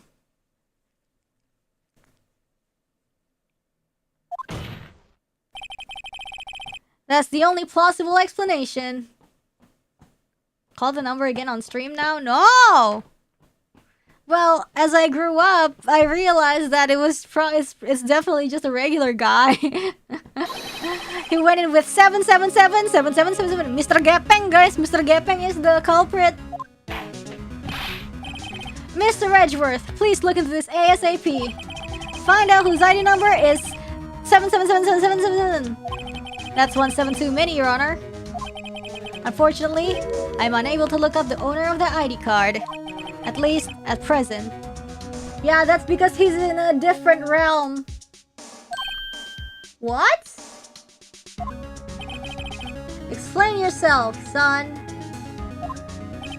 The ID number 77777 belongs to someone with a rank of captain or higher. Oh, really? Someone who is a so-called executive officer. We don't have the authority to inquire into such person's identity. Lana. Sotoy man. But that's ridiculous. Just how? I'm not finished talking, Mr. Wright. Mr. Gepeng is in the police force. There's one situation in which we can be granted such authority. Is an official charge filed against an executive is accepted. An official charge? You're all alike, aren't ya? With your cover-ups and your forgeries. That's how the prosecutor's office operates. I take pride in my work, Officer Marshall. I would appreciate it if you would keep your slander to yourself. Slander, is it? Okay. Let me ask a question. Yes? No, not to you. To her, the defendant sitting over there. Your own little executive. Oh, Lana? Don't be stupid. She's been charged with murder. Of course we've looked up her ID number. And it's not... Don't play me for a fool, partner. That's not what I want to ask. All I want to know is one thing. About that inky-dink. The SL9 incident? Answer me this, Chief Prosecutor. In that trial 2 years ago, did you really only use legitimate evidence? What?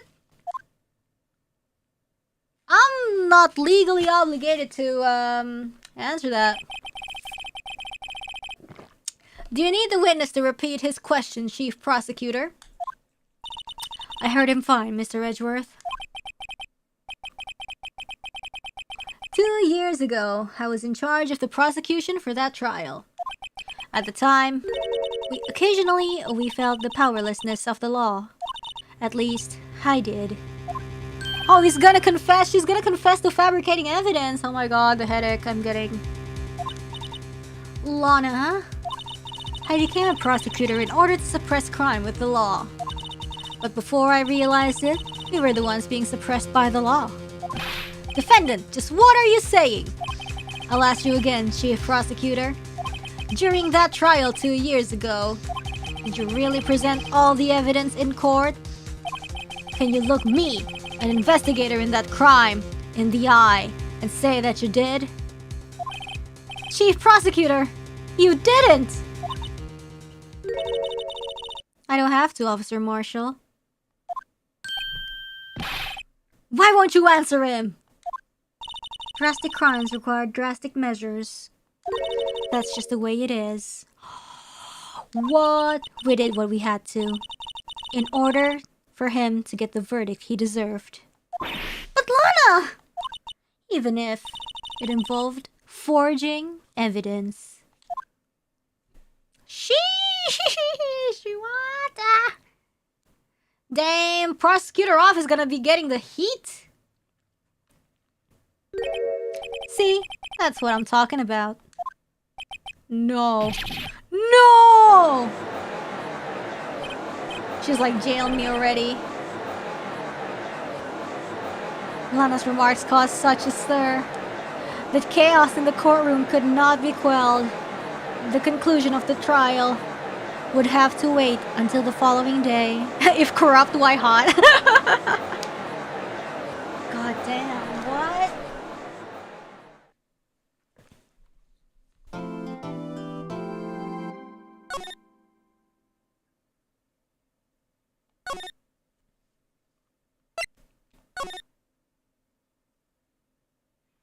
That's crazy. I'm just thinking if I should continue or not.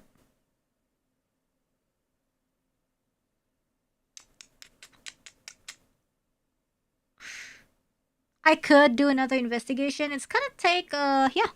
I should continue. I was like considering because it's like getting kind of late, but I feel like since we started at 9:30, like we should continue. I'll reset my sleep schedule by Sunday, I think.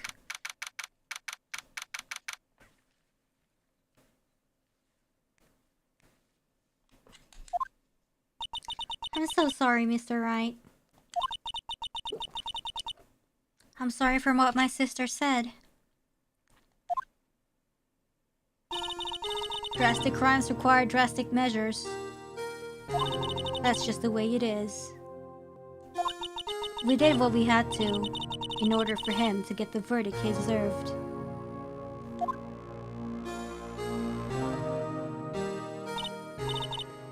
I didn't know. I never knew that the SL9 incident was just another name for the Joe Dark killings. Joe who? Sounds like everyone's heard about these killings but me. Lana wanted Dark convicted so badly. That's why she used me. That's why she used what happened to me. What do you mean, what happened to you? It's all there in the file. Joe Dark's last victim was prosecutor Neil Marshall. When he murdered Officer Marshall's brother, he left behind an incriminating piece of evidence. But what did you have to do with those killings, Emma? Was he gonna murder her?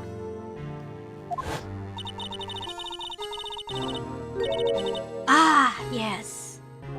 On the night Prosecutor Neil Marshall was murdered, Joe Dark tried to kill me.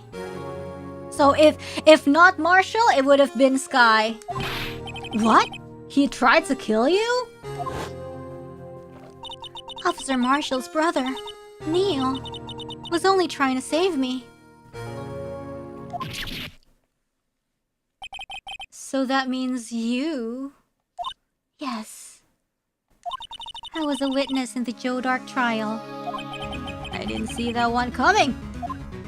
Well, you read it, so... It happened 2 years ago. It was right about this time of the year, too. There was a terrible thunderstorm that day. Unusual for the season. There was a thunderstorm in the intro. I was alone in my sister's office. We were planning to eat dinner together once she finished her work. Then suddenly, this terrifying man came bursting into the office. Joe Dark. It seemed like he was running from somewhere. Someone. He pulled out a knife and screamed at me. I didn't know what was going on. Just then, Prosecutor Marshall showed up. Jake Marshall's brother. Joe Dark tried to take me hostage, but before he could, Mr. Marshall tackled him. Then... What happened? I'll never forget it. Lightning struck, and the lights went out. Suddenly, a bolt of lightning flashed outside the window, lighting up the office for an instant. What I saw then burned a permanent picture in my mind. I can still see it now. A permanent picture? I don't remember the moment when Dark stabbed Mr. Marshall.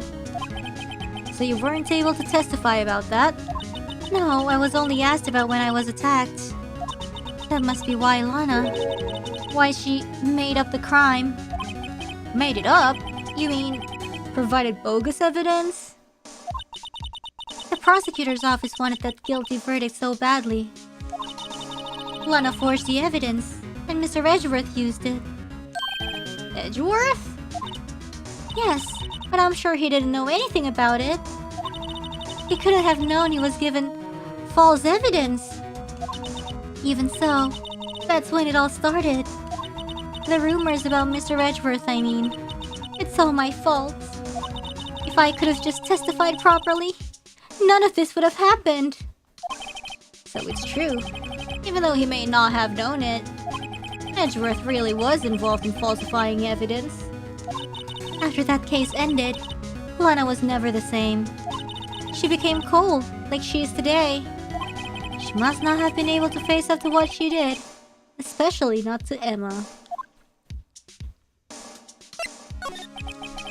What did you see in the instant that crime occurred?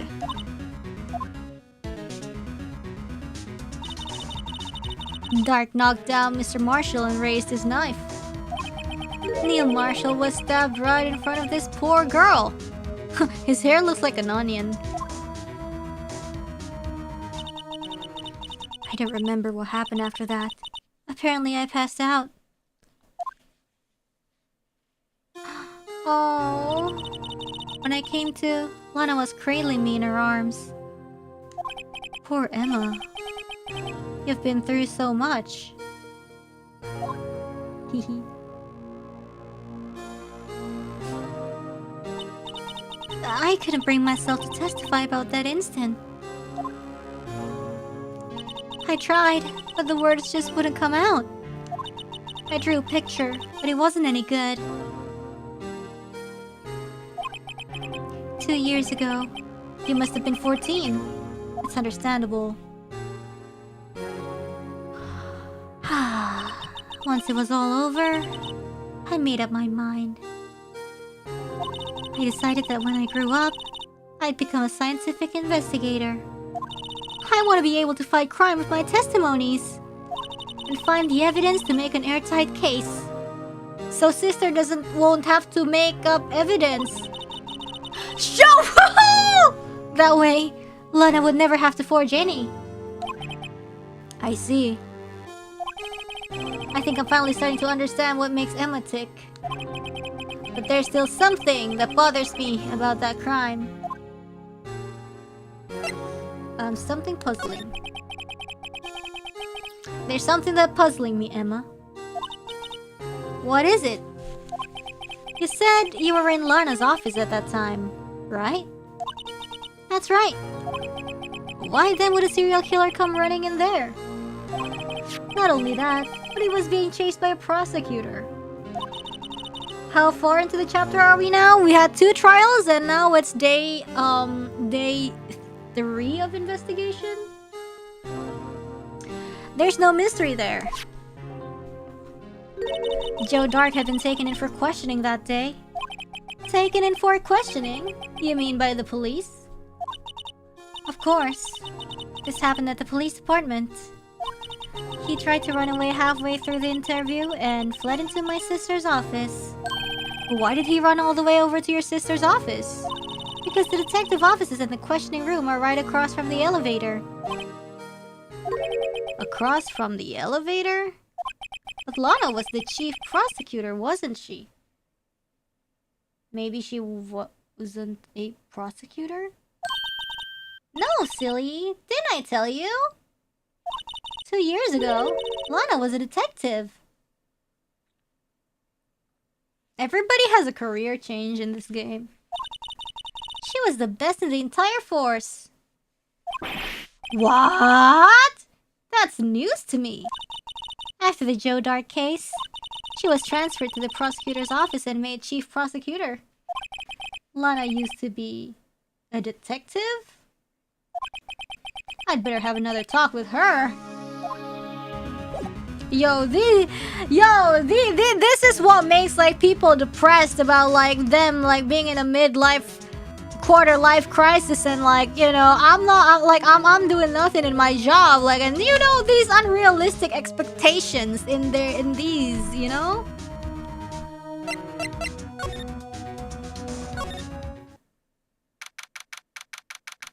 This is why people have quarter life crisis.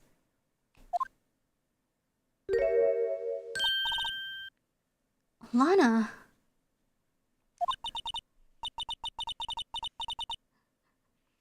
Mr. Wright, it seems I keep causing you trouble. Falsifying evidence. I didn't think you were the type. Criminals don't mind playing foul, so why should we? But Lana, if you're wrong, an innocent person might be found guilty. Believe me, I understand the risks. Lana, Emma told me about you. Oh? About how you were a detective 2 years ago. And how the SL9 incident was the reason for your transfer into the prosecutor's office. That's right. Could you fill me in on the details? Especially about that unusual change of jobs?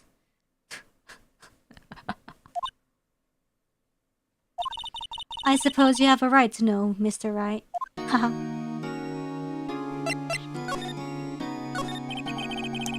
This music is so depressing. A lot of revelations were uncovered at the trial today, not the least of which was the fact that this case is largely connected to another one 2 years ago. Evidence from that case was stolen as well, though I expected as much. I know how obsessive Officer Marshall can be. That trial, it really wasn't fair, was it? I believed in you, Lana. I believed that no matter what happened, you'd always stick to the truth. It couldn't be helped, Emma. At that trial 2 years ago, I sold my soul. Well, all drama aside, the fact of the matter is, at 5:15, there was no murder at the police department. Tell me it's not true, Lana. What the witness, Miss Starr, said about you stabbing Mr. Goodman with a knife. Lana, I don't understand. Why would you tell us? Emma, this doesn't involve just me. I don't think I've ever seen Lana look so phased before. She lied. He lied, she believed. It's true, I was a member of the police force 2 years ago. She was amazing! Dang! They used to talk about all the cases she and Chief Gaunt cracked together. Damn dynamic duo. Chief Gaunt? He was the deputy chief of police back then, but he still worked the crime scenes. Diamond Gaunt, he was everything I aspired to be. They were the best team ever! They solved crimes before their reports could even be filed. Emma really idolizes her big sister. But now, you're chief prosecutor. What happened? I always planned on becoming a prosecutor. The reason I became a detective was just... I don't know. To gain experience investigating crime scenes so you could use that experience in court, right? Okay, like get into the enemy's head or something. Dedication. Grant's help in the SL9 case was crucial to its resolution. After that, he became chief of police and arranged my transfer to the prosecutor's office. Imagine body of Gaunt. Yeah, Gaunt has that Bada build. Damn. Maybe I should ask more about this investigation of theirs 2 years ago. 2 years ago, I was second in command of the detectives investigating Dark. Second in command? That means the investigation lead was Damon Gaunt, right?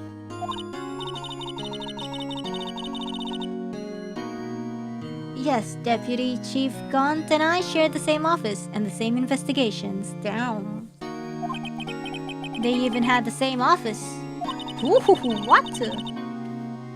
We led a team of the best detectives on the force. By the way, hololive Indonesia just tweeted, big news! Big news, we're having a collab tomorrow. Foo-hoo, hee-hee-ha-hoo. Detective Goodman, whose case it was? Jake Marshall and Angel Star. It was the first time Marshall worked with his brother. He was quite gung-ho. Without a doubt, Joe Dark was the serial killer. We asked him to come in for questioning. We were desperate for evidence. That was when his final murder took place. When he tried to murder Emma. Prosecutor Marshall was trying to save me from Dark. You see, the first person who happened upon the scene of the crime was me. Now you tell us.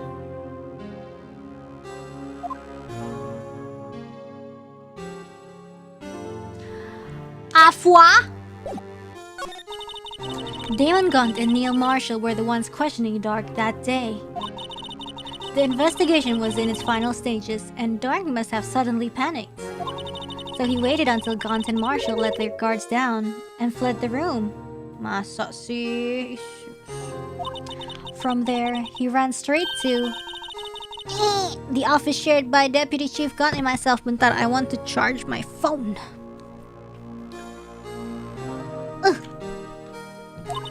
That's where he found me.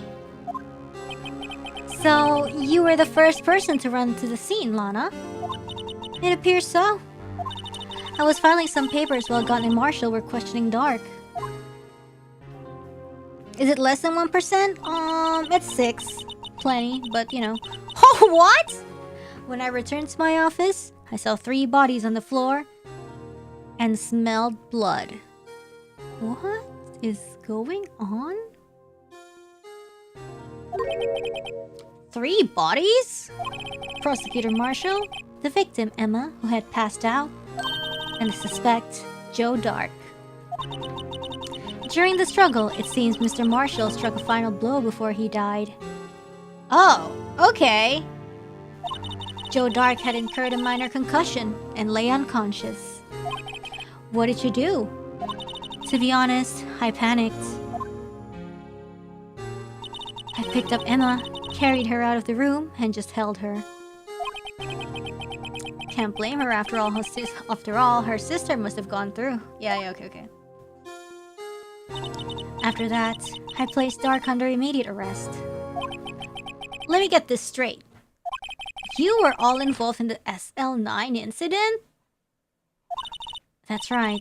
Quite a coincidence, I don't buy it. What are you saying? There's no way everyone involved in this trial was also involved in that incident just by chance. But that case was solved 2 years ago. At least one person went to extremes because they didn't believe it was truly solved. Officer Marshall, yes. His actions came as a surprise to me as well. Ever since his brother died, he's changed completely. I guess he wasn't convinced with the ruling against Joe Dark. Life doesn't end with the closing of a case. Everyone has to live the rest of their lives with their memories. That case just might not be over yet. Emma was assaulted by Dark at the police department, right? Yes, and the office that Damon Gunt and I shared. The office that Mr. Gunt now occupies by himself. The Chief's office. Maybe we should have a look at the Chief's office. The site of the final SL9 murder.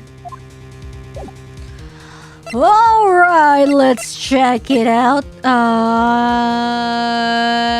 Here?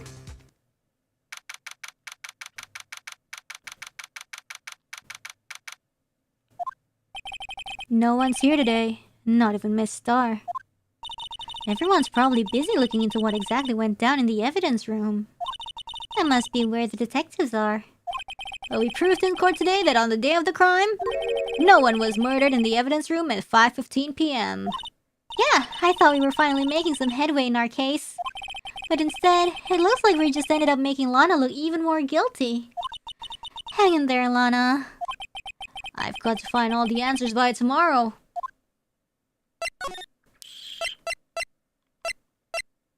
Wait, what?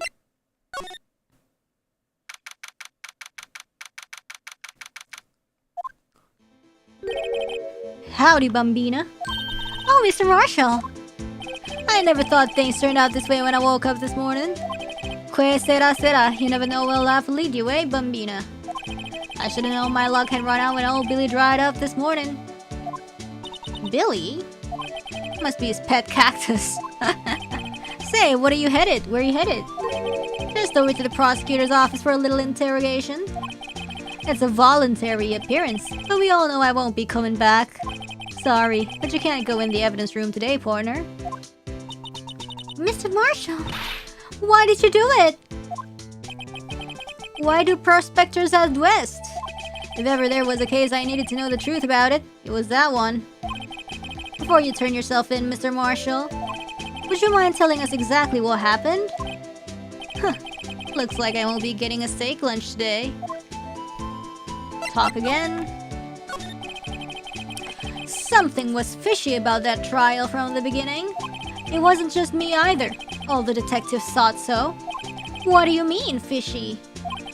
Some of the facts reported were inconsistent with the evidence we found.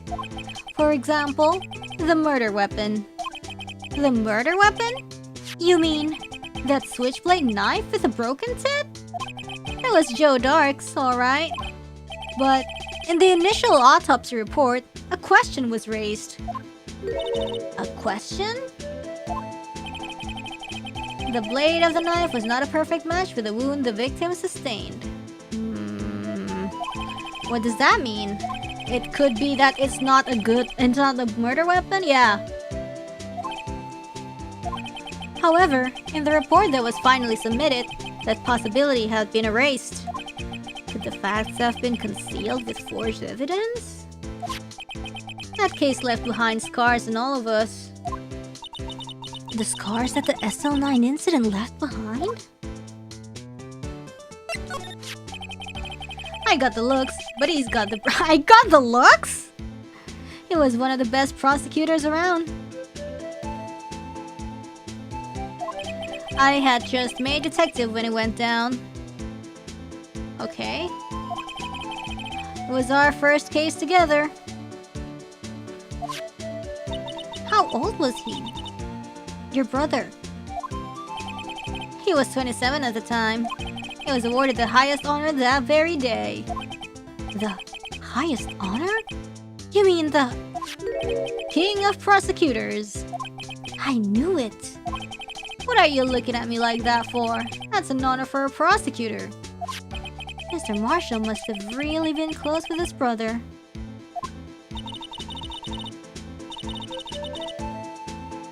The day the SL9 incident took place, that wasn't the same day as... Oh my god, so it's like literally a repeat? That's right. It was the day of the evidence transferal. Interesting. It was drizzling that morning, and by nightfall there was thunder. I can't believe 2 years have gone by already. I tried to steal the evidence so the case wouldn't die. Apparently someone tried to stop you. Detective Goodman was murdered, and the evidence locker was empty. Okay, and what about scars? There was something going on behind the scenes in that case, and we all knew that later. Every detective involved in that investigation, save one, was taken care of. Miss Star was fired, and I was demoted and boxed away in a tiny room. What about Detective Goodman? If they did something to him too, the commissioners would get suspicious. So Goodman was the only guy that was... No, they were careful enough not to be too obvious. They? Who are you talking about? Don't get upset, Bambina. I mean Damon Gaunt and Lana Sky. Gaunt and Sky. The investigation lead, Damon Gaunt, and his second-in-command, Lana Sky. There wasn't a person on the force who hadn't heard of that duo. That case was the biggest step in both of their careers. After the case ended, Lana transferred to the prosecutor's office, right? Yeah, Damon Gaunt, the new chief of police, arranged for that to happen. She's never been the same since she left. Everyone who knew her said so. Well, Emma does. Chief Prosecutor Sky was totally different when she was a detective. Now that he mentions it, Emma said something like that too. Tell me, what happened to my sister? Sorry, Bambina, but her secret is too well guarded. I never found out. What's her secret, I wonder? Hee hee. Lana's secret? It all started 2 years ago. What's her secret? Damn. The secrets of Lana. So there you have it. That's my story. Did you enjoy it, Porter? It was certainly enlightening. There's one thing for sure I found out in court today. That boy Edgeworth isn't my enemy. He was the one who used falsified evidence to get a guilty verdict. But someone else was the one who gave him that evidence and planned everything. That someone is Damon Gaunt. Damn. Don't believe me? Well, I don't blame you. I won't even be a patrolman after today.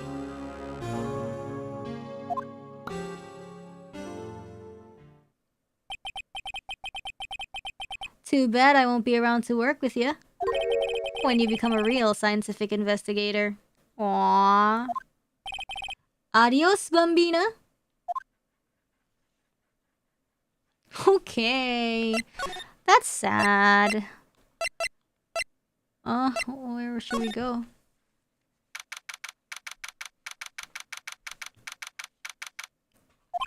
This place is always pretty empty, but today it's deserted. That must mean everyone's busy solving crimes. Oh, if you're looking for the others, they're all in the conference room. Thanks. Wow, he actually talked to us. With the chief prosecutor saying what she did and the decision about what to do about Mr. Edgeworth, not to mention our statement to the media and tomorrow's trial. There's more chaos going on than Thanksgiving and Christmas put together. I think festive is the word usually used for those. Sir, we'd like to have a look around Chief Gaunt's office. Just use the connecting hallway to the other building and take the elevator to the top floor. Really? You mean it's okay for us to go in there? I mean, we aren't police officers or anything. Hey, you're right! You can't go in there! It's off limits! What? Now I see where Detective Gumshoe gets his unique charm. Well, what are we waiting for? Let's head to the chief's office! That's the spirit! Oh, damn! What a room!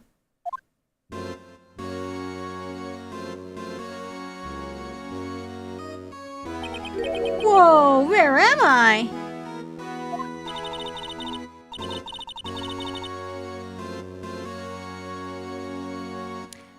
In the chief's office, silly!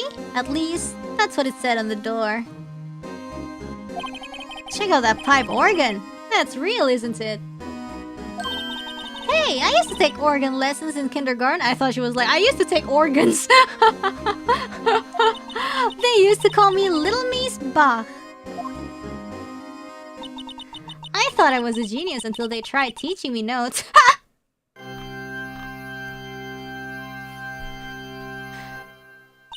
I never could remember where C was. Huh? Yeah, because like science, you know? Oh, it's you two. Chief Gaunt! He put that paper he was reading in his desk.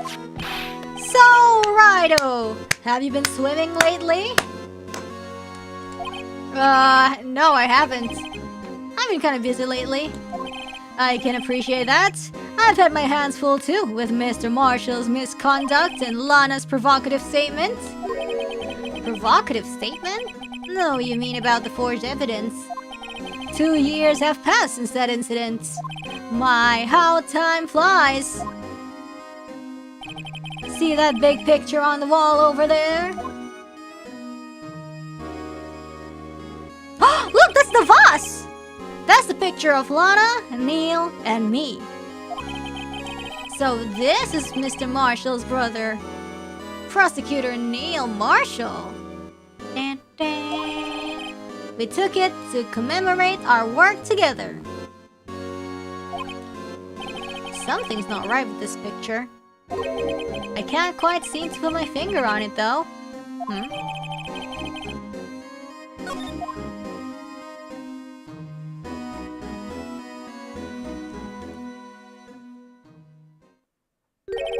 Anyway, I'd like to reminisce all day, but there are matters that need my attention. I'm going to lock up here, so let's go out together. Oh. But this office, it was a crime scene 2 years ago, wasn't it? That case has long since been over. There's no need to investigate it anymore. All the same, let's still like to have a look around. Perhaps you didn't hear me. I said, there's no need to investigate it anymore. Yo, thank you so much for the Akaspa. The color of blood. Now hurry up and get out. I have a meeting to attend.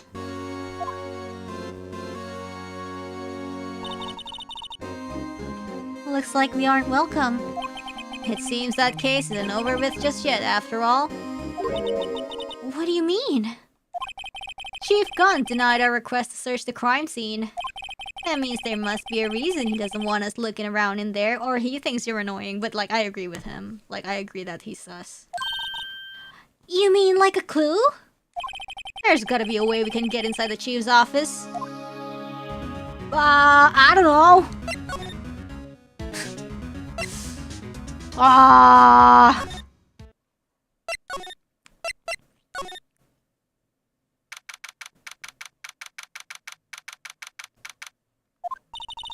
Mr. Edgeworth isn't here.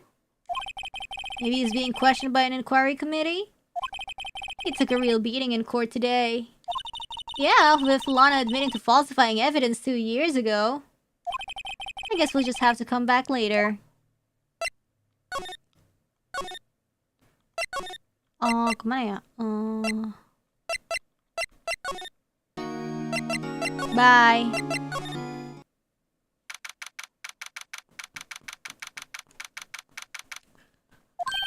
Hey, pal! Detective Gumshoe! Aren't you supposed to be in a meeting? I'm, just taking a breather. My feet hurt. Feet mentioned. From sitting so long? Actually, from serving everyone coffee. God damn! Sounds like Detective Gumshoe's still out of the loop. Say, have either of you seen Mr. Edgeworth? Edgeworth?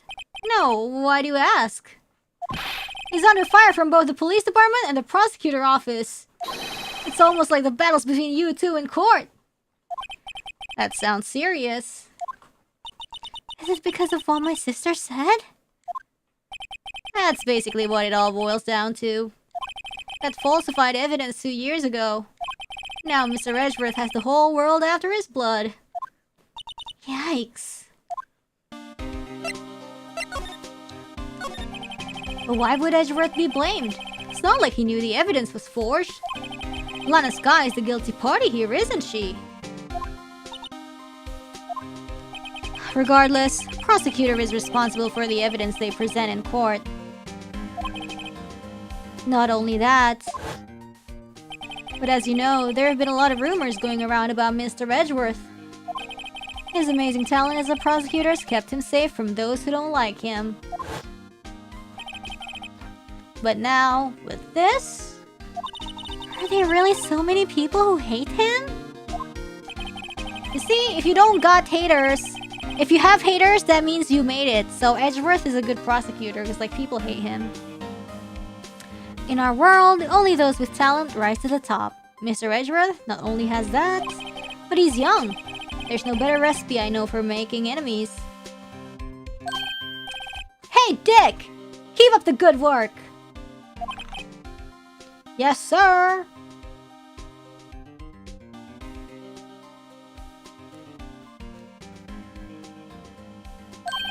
Let's go out for lunch again sometime. My treat.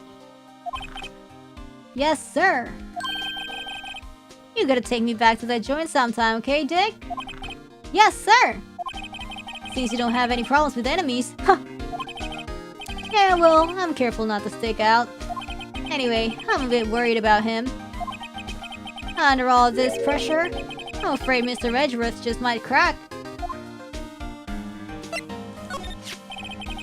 Actually, I took a look at the file earlier while the coffee was brewing. He seems genuinely concerned for Edgeworth. Well, did you find out anything? The only evidence Dark left behind was during his final attack. His final attack? You mean... when he killed Prosecutor Marshall, was trying to protect some girl. Oh, so that some girl was Emma. See, onion hair. Me. It seems Detective Gumshoe never realized Emma was the girl. That's when he left the most incriminating evidence of all. Well, what was it? Oh, let's see. I think it has something to do with the murder weapon. Oh, I forget. Look, it's all written somewhere in here, okay? His powers of recollection never failed to impress. Maybe we should show him the murder weapon. It might jog his memory. Joe Dark was 42 at the time of the crime. He was just your run-of-the-mill businessman. A businessman? What made him take to serial killing? One day on his way home from work, he hit someone with his car. With his car? So, it was an accident? An accident is when something bad happens, but it's not anybody's fault. An accident, yes, but it transformed him into an animal. An animal? He killed a man that witnessed the accident. And he killed a lady who saw the second a kid walked by just then, so he killed him too. Then when he was burying the bodies, a jogger came upon the scene and was killed as well. Finally, he turned himself in. Yo, what the fuck? Seems like he was a pretty careless animal. Yo, what? Of course, this is all conjecture. There wasn't a single shred of evidence.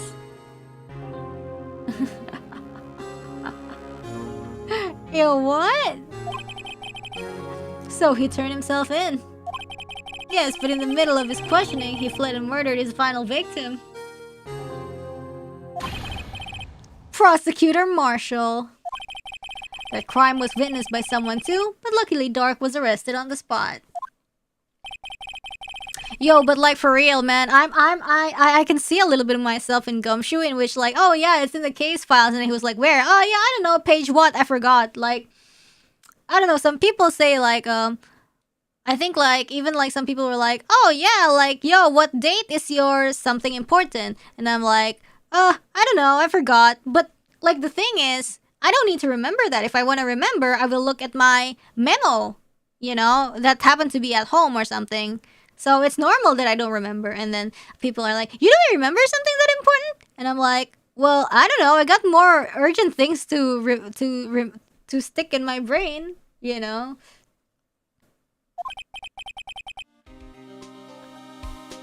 That last witness, aka Emma.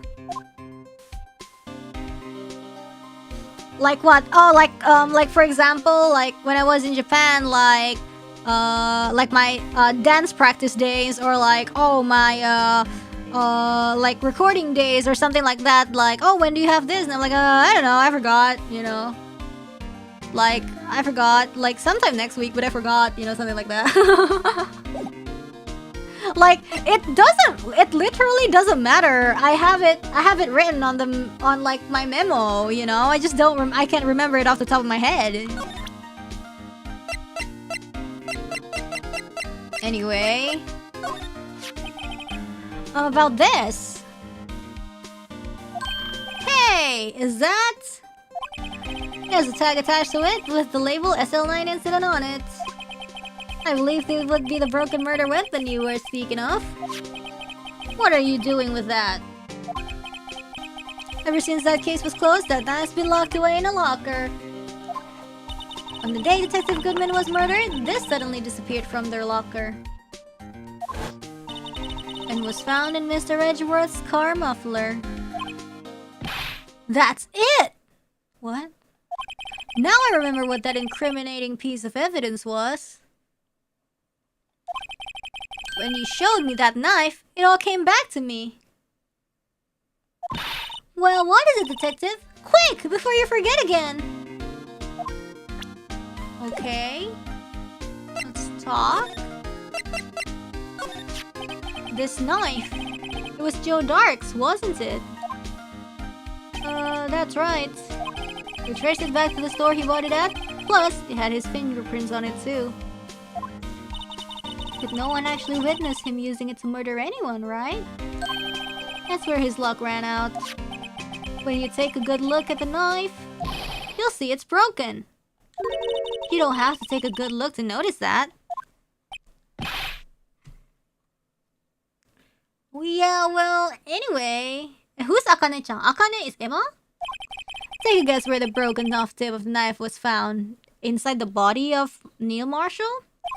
That's what did him in. Where was it? The victim, Neil Marshall, was carrying it inside his own body. Who's Lana? What's Lana in Japan? It was found deep inside the stab wound. Did it match Dark's knife?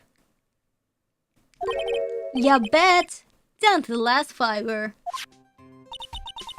That's pretty conclusive. I thought it was found inside where the pilot fruit goes. Ayo, what? Oh, Tomoe? Tomoe and Akane.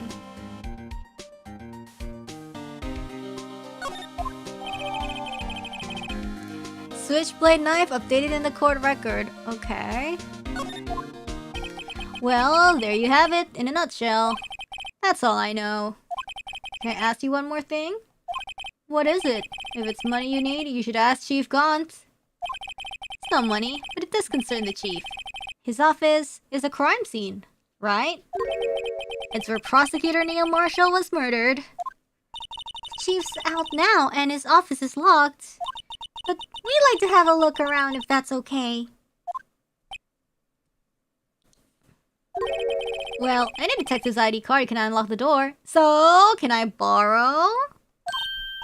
What? Really? But if I let a civilian in there, I'll be in trouble. I'd be charged with breach of trust. Breach of trust? Well, let's use Goodman's ID, or do we not have that? Simply put, I'd be canned. Oh. Sorry, pal. I don't plan on getting fired because of you.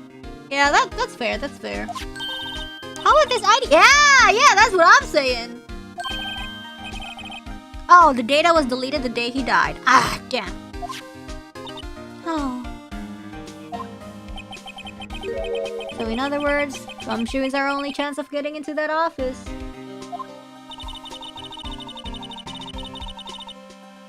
I wonder if there's something we could show him that would make him change his mind.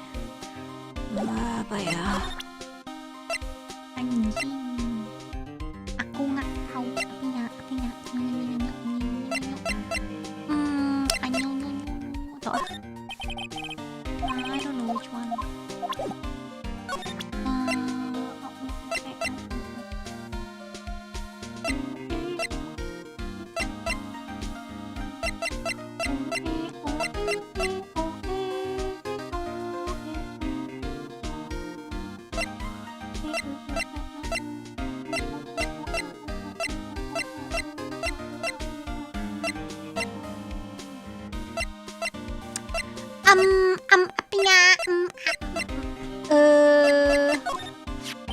I've been studying up on those files. There's nothing wrong with Mr. Edgeworth's presentation. To think people are accusing him of injustice. I frown and buying it, pal. You're looking into the case for Mr. Edgeworth? Yeah, it was a pretty big deal while it was going on, you know? After all, the serial killer was on the loose. But Lana was pretty clear in her confession. She forged evidence in order to prove Joe Dark guilty.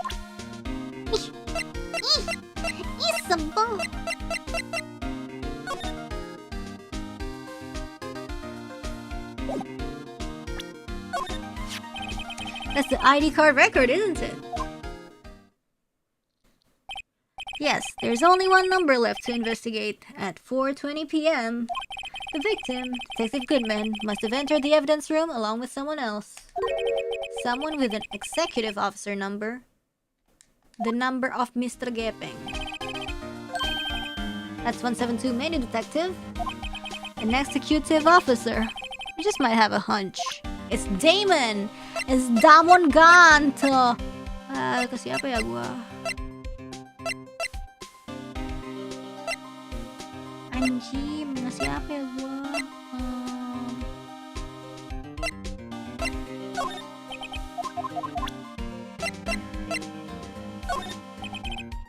Gant and Gepeng starts with G.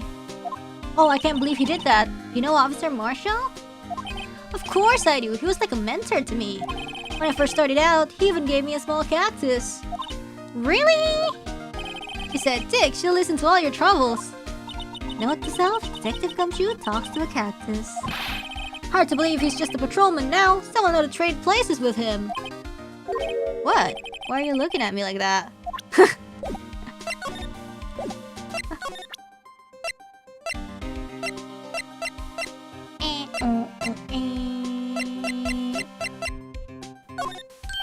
Hey, I just bought some of that stuff!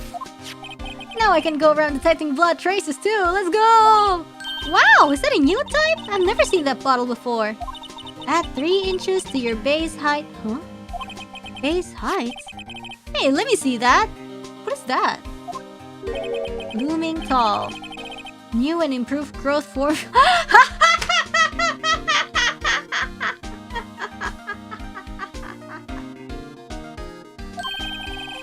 You mean this can't detect any blood traces? Oh, well, it's not quite the same thing as luminol. So that's why the lady at the counter had that smirk on her face. So sad.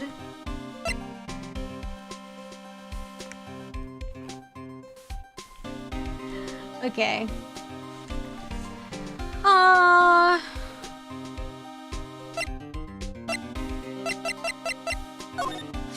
Hey, that powder's used for detecting fingerprints.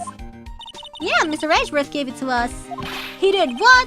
All I have is some flour. Are you okay, detective? Quick! Run! Hatch!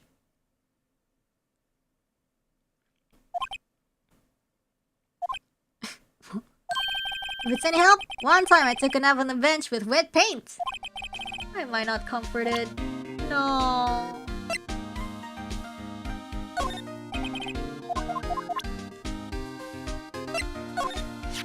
Oh, a lost item report, huh? Very impressive, detective. You knew what it was right off the bat. Well, I'm a master of misplacement, you know? Master... That has such a cool ring to it. The way I see it, if things are meant to be lost, then they're meant to be lost. There's a higher power at work here. I trust him. Wow, a higher power! Maybe I shouldn't let Emma hold any evidence.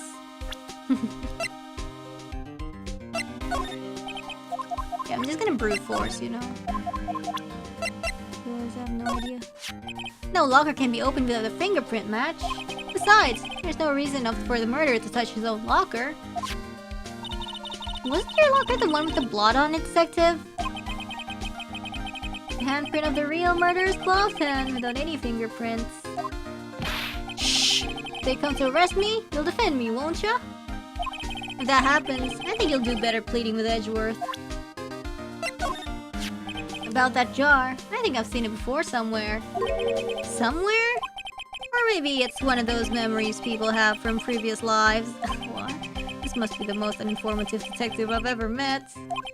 Something about it makes me feel uneasy. It's like I'm in the chief's office and he's yelling at me. Chief Gaunt? Yeah, I was in his office. Where could I have seen that before? His office, duh. Okay, I think we did everything. I think we already... So we don't have it, I guess.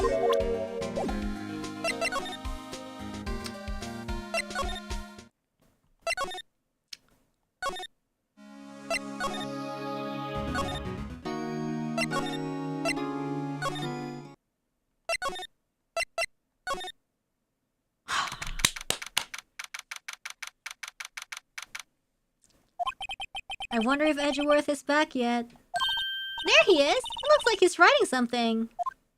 What are you doing here? He sure was quick to throw that paper on the floor.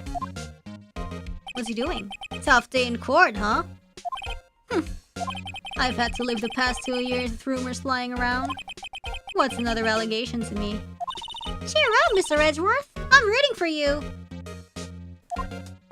That's Edgeworth for you. Always trying to hide his real feelings. So, what do you want?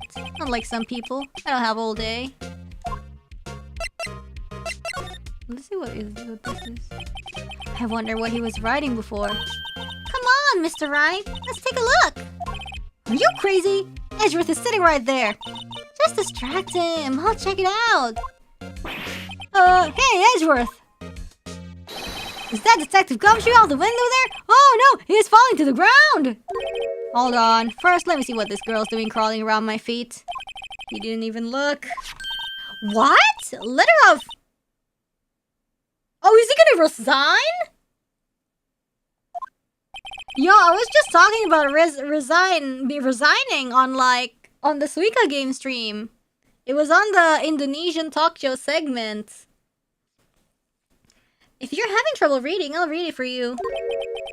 It says, letter of resignation. Resignation? Edgeworth, you don't mean? I'm tired, right? I feel as if something inside me has died. But Mr. Edgeworth, none of it is your fault. I know the path I've walked. You don't need to tell me. And the path I've walked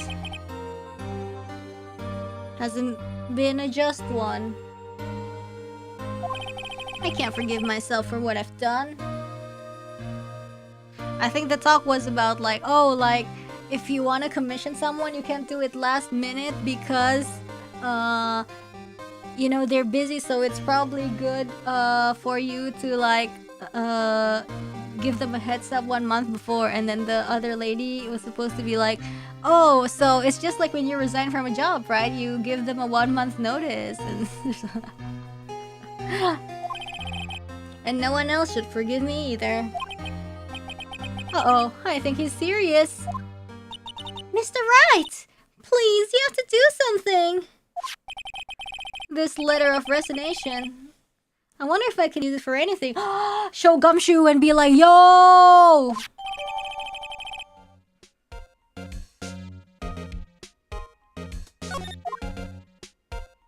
Standard of US is 2 weeks. Oh, really? I think 1 month is pretty common around here.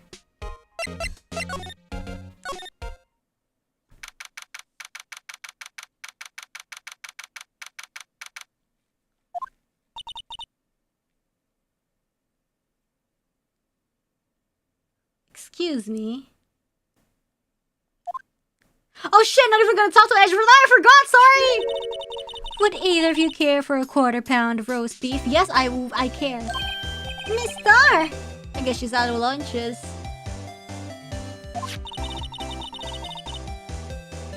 You certainly are the curious sort, aren't you? Kinda like the first person who sucked a cow's nipple to discover milk. What? Still, I never thought you'd go digging up that case from 2 years ago. Everyone in this trial was involved in the SL9 incident. Yo, I love roast beef. Not only that, but the murder occurred on the very day the evidence from that case was due for transferal.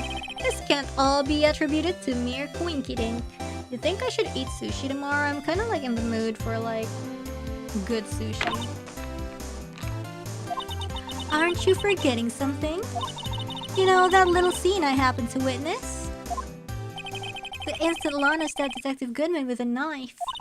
No matter how much of the past you dig up, it won't change what I saw. Roast beef is meant to be savored when eaten.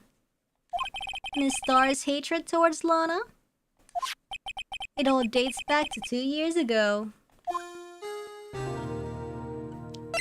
Give me a second. Let me talk to... Are you saving for stuff? Yeah, but I feel like I wanna... Sushi funds! Oh my god, thank you! Sloth of Shadows for the sushi funds! Yo, that's crazy. I'm gonna eat sushi then. Thank you so much. Jeez!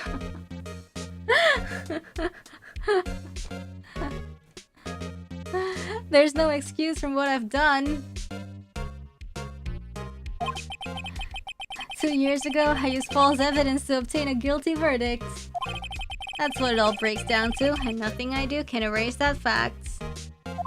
But you didn't know, did you? I mean, that the evidence was falsified. The police department and the prosecutor's office share a bond of trust. If that bond is broken, we stand to lose everything. 高橋氏じゃこれ、これじゃ足りないよね。Yeah, it's fine, that's enough. Enough. If that bond is broken, we stand to lose everything.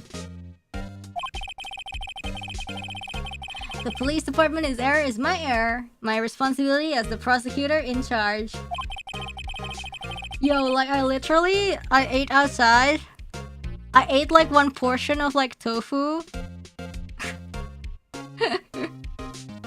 And then I was like full as hell. I don't think I can like eat lunch outside anymore. Like I can't eat big portions anymore. It's crazy.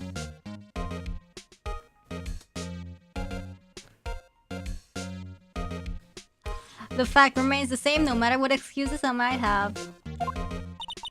Mr. Edgeworth. Round tofu? Wait, what? I take pride in my work.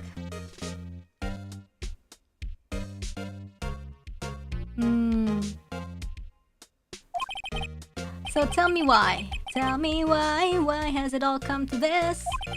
Even Edgeworth can't keep this kind of emotion bottled up. Any favorite sushi place? I do have like a place I normally go to. But I recently found this place where they serve you like course meals. So I like that. I want to eat that. Course meals are always really nice, you know. It's more about the experience, I guess. Are you up for the trial tomorrow? Huh. First last year's trial, and now this one. Was it the place you went after Persona? Yeah, it's that one. It seems all you do is worry about me.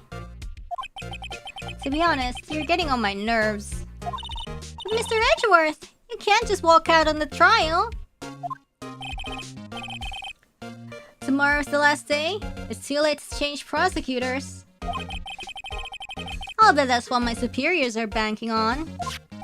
I never thought that case would come back to haunt me like this. What do you mean? The list of evidence. It seems too short. Most lists run twice as long. Huh. It's only half as long as most lists. That is odd.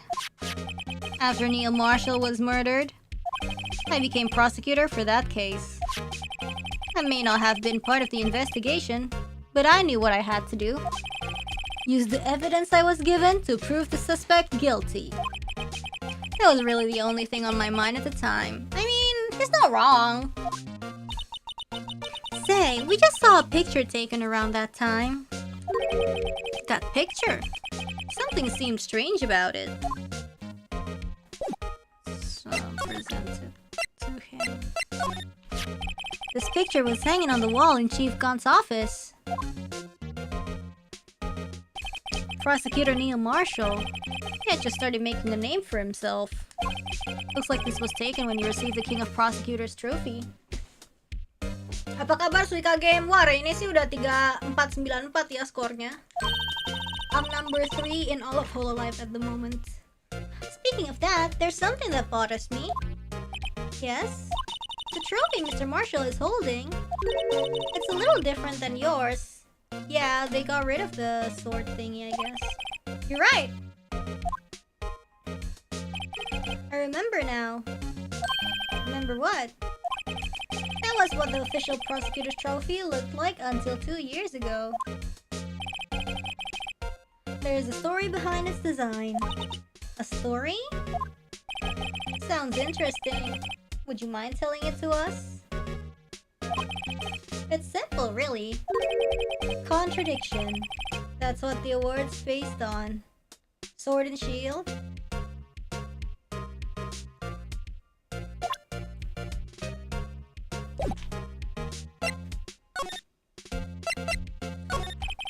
Could you tell us again about what happened that day? The day Detective Goodman was murdered? You were participating in a ceremony over at the station, right? I've never cared for ceremonies, but I had to attend that one. Because you were awarded this? Those receiving awards can't exactly skip out on the ceremony. I finished up at the office in the morning, then drove over to the police department. You finished up at the office? Yes, just odds and ends.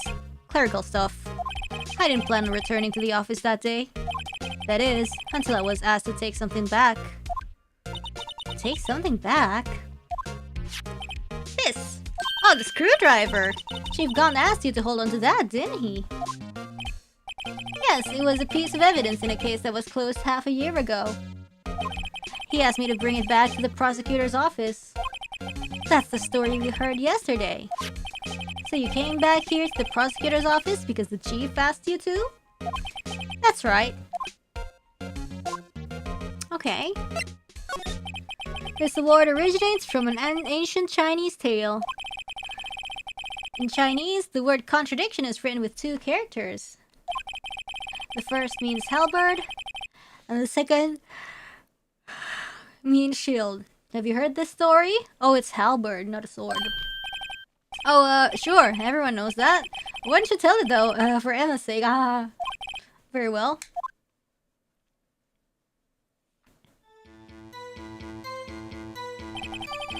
Long ago in the kingdom of Chu, there was an arms merchant. One day, he presented the king with 2 items. The first was a halberd he claimed could slice through any shield or armor. Damn, it's kind of like, you know, immovable blah blah blah, blah blah blah force versus, you know, what was that? What's the saying? I don't know. Immovable blah blah. Unstoppable force means the immovable object. Exactly, yeah. The second was the shield he claimed could withstand any weapon. Wait a minute. Those claims contradict each other. Very perceptive. But then again, you've heard this story before, right? Anyway, as you mentioned, the very descriptions of these items discredit them both. When the king pointed this out, the merchant was left speechless. And thus, the Chinese word for contradiction was born. Okay. I see! So the chipped shield and broken knife symbolize... Precisely so. They symbolize the merchant's items. Okay. The ancient tale ends with the merchant at a loss for words. But it's in our nature to pursue matters to their conclusion. Even if it results in something as ugly as this. Wow! Thanks, Mr. Edgeworth. I learned something new today. That's funny. If that's so, then why were you only given a shield? You'll have to ask Chief Gaunt. 2 years ago, he had the halberd part of the award abolished. Chief Gaunt? Why he's so sassy, man? Alright, let's move. Let's talk to Angel. Joe Dark. That's a name I'll not soon forget. We trailed him for half a year. Oh, the pressure. Still, I don't think I was ever more alive than I was then. Those days were steamier than a bowl of hot gravy. Poor old Jake Marshall, though, must have been going through hell. You mean because of his brother's death? They were close, those two. After Neil died, something took over Jake. He became obsessed. Seeing Jake like that made her all the more desperate. Her? Who's her? Who's her? Lana? Oh yeah, Lana Sky. My sister? The best of the best were put on that SL9 case. Of course, they were led by that legendary duo. Lana and Chief Gaunt. Okay. That legendary pair was the reason we were able to keep up our investigation. That's why we were so shocked over how it turned out. You mean, with the forging of the evidence? Don't get me wrong, Joe Dark got what he deserved. Still, it was obvious the evidence produced in court was being manipulated. Items our team never found would suddenly appear, while other items were kept secret. But you don't have proof anything illegal was done. I'm proof enough of what happened. After that case, all of us save Goodman were relieved of our duties. Most without even so much as an explanation. Then Lana Sky transferred to the prosecutor's office and became chief prosecutor. Lana always wanted to be a prosecutor. Nothing's quite as simple as it appears. Huh? Lana Sky was merely being used as a pawn. That's my take on the matter. You might be onto something. She was being used? Damon Gunt and Lana Sky. I like this image. Gunt led the investigation, with Lana second in command. They were the best. They solved all kinds of cases together, didn't they? Damon Gunt's magnetism in particular was almost unreal. His magnetism? By that, I mean his ability to attract evidence.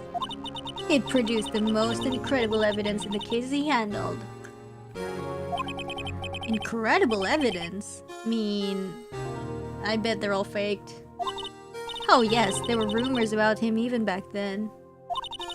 No one dared confront him though. I take it she's talking about forged evidence. Back then, everyone looked up to Lana. All the detectives wanted to be like her. Damn. Really? Oh yes, myself included. I was a fool, really. She hated anything crooked and always watched out for the other detectives. That's why she was so concerned for Jake. The amount of intersecting points between Angel and Rainy and Sound of Mind? What? Mr. Marshall. When Jake's brother was murdered, she felt as if she had lost her own brother. If it wasn't for her, I don't think Jake would ever have recovered from his shock. That's what makes it all the more infuriating. Oh, both beautiful ladies love food and are master detectives. Let's freaking go. That's why I'll never be able to forgive her. Why did she have to turn so cold after that? Damn. I guess. Lana transferred to the prosecutor's office 2 years ago, didn't she?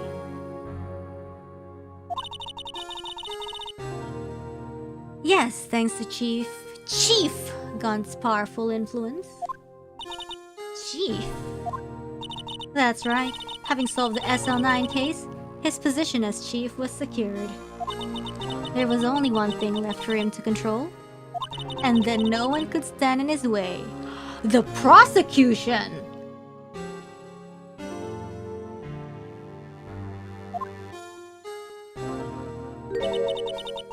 The prosecutor's office. What? You mean that's why Lana was transferred? If he could control the chief prosecutor, he could control the prosecutor's office. That must have been his goal all along. But how could he control Lana? I don't know, but one thing's for sure. Ever since that case ended, she's never been the same. It's only logical to conclude. There must have been a reason for her change. At last, I'm finally getting close to the bottom of this ugly mess. Thank you, Miss Star. You listen to me, Rookie. It takes more than just ingredients to create fine cuisine. I hope you turn out to be a better chef than I've been. Sheesh, damn.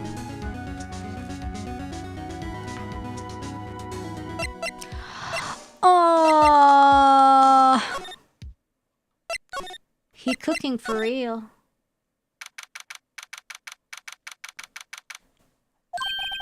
Oh, you're back. You're still here? I'm gonna make 150 copies of these files.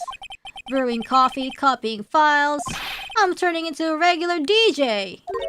You're a DJ as well?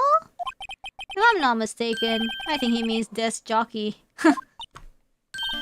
Oh, that DJ. I gotta admire your persistency, but my answer's still no. Well, what about if I show you this? I'm not letting you in the chief's office, period. I'd be my neck on the line. That office is the last crime scene in the SL9 incident.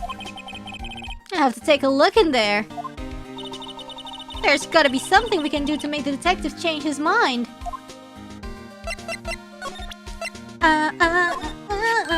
What's this crumpled up piece of paper? No way! Mr. Edgeworth can't be serious! Is he ever not serious? I can't believe they've pushed him this far. Mr. Edgeworth really feels responsible. When I first met him, I thought he was as cold as ice too. But I know different now. He trusted us detectives to provide him with sound evidence. We betrayed him. Detective.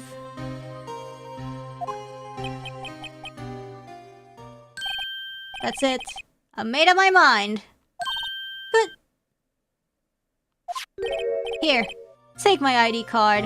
Aww. You can't do that. If someone found out, they would've let you off the hook with another lost item report. Look at me. It's no secret I'm already out of the loop. After all, I'm friends with Mr. Edgeworth. Depending on how this case turns out, I may already be as good as terminated. Damn. What? So at least, let me do this. For Mr. Edgeworth's sake! Alright, detective. Thank you. Damn.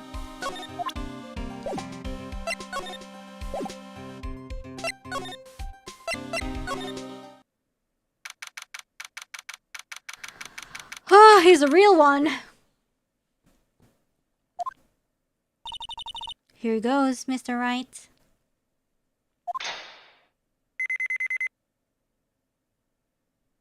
Oh, it worked. Ooh, what's that doing? That's a safe. We're in! If anyone finds us now, Detective Gumshoe's a goner. If that happens, I'm counting on you to bail me out. Ha! He's here! Ah!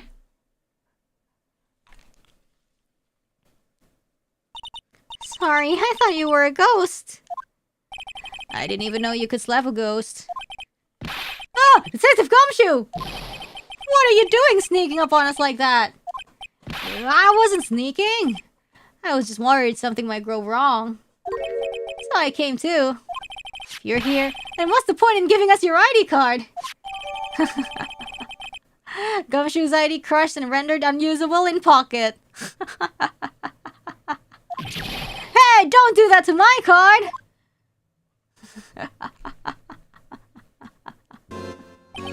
I hardly ever get a chance to come in here, so I figured I'd have a look around myself. Besides, we're all in this together now. You really don't want to get fired, don't you? Not if you're lucky. No, come on, let's see what we can find out. I've got a bad feeling about this. That desk on the other side of the room. Was that your sister's? Yes, that's where I was waiting for Lana. On that day 2 years ago. Is anyone using it now? No, sir. This is entirely Chief Gon's office now. He practices a strict policy of preserving the crime scene. That's a strange reason to leave it there. He leaves it as a warning to everyone else. He wants us to always be alert. He told us so himself at our New Year's party. Of course, he was pretty intoxicated at the time. I see. So ever since Lana left, no one ever touches that desk? No one except Chief Gon. And the cleaning lady who's in here each morning. Still, 2 years have passed since that incident. There can't possibly be any clues remaining. Nah. Can I ask you something? Sure. You only came here to look around, right? Because it's one of the SL9 crime scenes? I mean, that's your only reason for coming here, isn't it? I guess. Why do you ask? You don't think... Nah, you wouldn't be. No. No, there's no way. Never mind. Don't worry about it. Damn. Okay, no then, let's look around a bit more. Hey, hold on! Not so fast, buddy! What is it? When someone tells you don't worry about it, it's supposed to start bothering you, pal! You don't just let it go at that! Sorry, this guy's starting to get on my nerves. Okay, so what's bothering you? You two don't think... Chief Gaunt might be a suspect, do you? Well, I think he's sus as hell, but, you know... What? He's right, Mr. Wright! What do we think of him? Chief Gaunt, so it's finally come to this. What do I think of him? He's annoying. Perhaps it's best I don't divulge my feelings. Yet. Like, the thing is, we kind of have no proof, though, so we should just, like... search. There you go, ignoring me again. It's very smug and very orange. That's cool. This is a safe, isn't it? Safe? That word is ripe with intrigue. Okay, if you say so. Yo, can we like fingerprint it and open it? Looks like a code needs to be entered in this panel to open it. A 7-digit number. I think I just might know what it is. Do you know what it is? I have a hunch. Oh, I know! You wanna try my birthday? It's...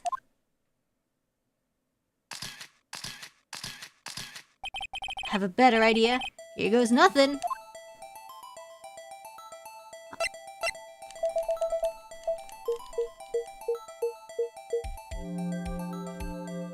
Is it? Oh! Let's freaking go! Bingo. What number did you enter?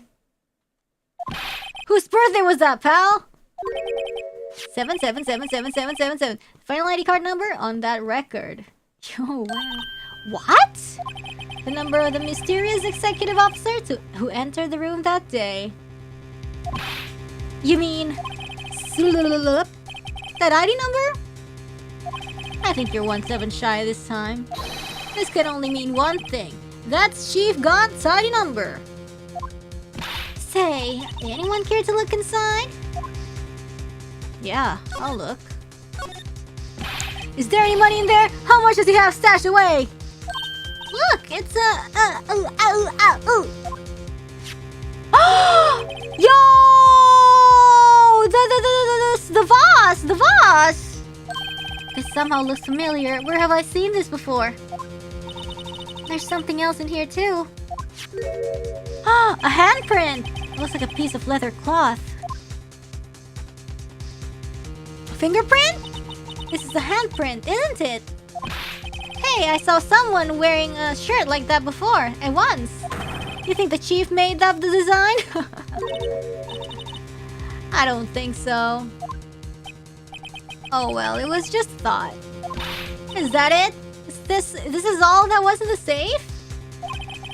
Apparently so. It's empty now. A piece of cloth with a handprint on it, and a broken shard from a cup. They look like pieces of evidence. Yeah, but unless you can prove they have something to do with this case, I'm afraid I can't just let you take them. After all, it's my neck on the line here. Great, now I have to prove their relevancy to get them. How are these two items related to the SL9 incident? Come on, there's gotta be something we can show the detective.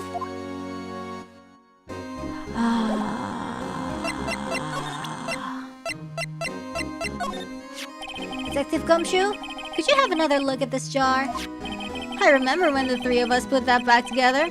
Oh, those were the days. It's kind of early to be nostalgic. Wasn't this jar a piece of evidence from that case? That's right. One of the shards had an SL9 incident sticker on it. Doesn't this ring any bells? You know, that fragment we just found. You mean this one? That was in the safe? Yes, that one. That was in the safe.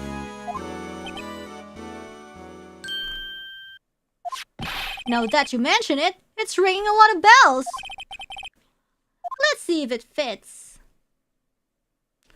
Let's assemble the fragments. Here, let me see that shard. I'll take a crack at this. Okay. Go ahead, pal. Show us what a rookie can do. Let's go.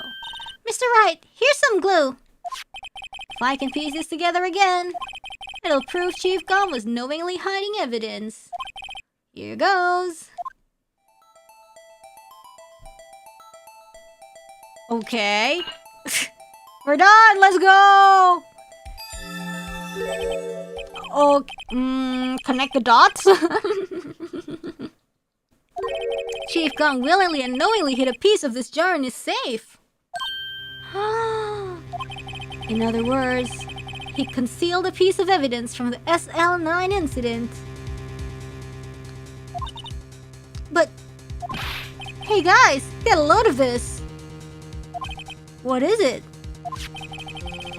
This piece you just attached, it's different from the others. What?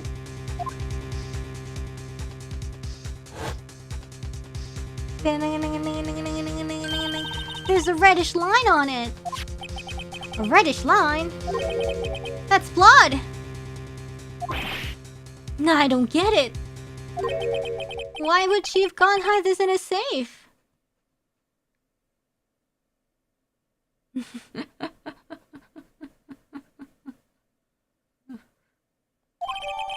Unstable jar updating the court record.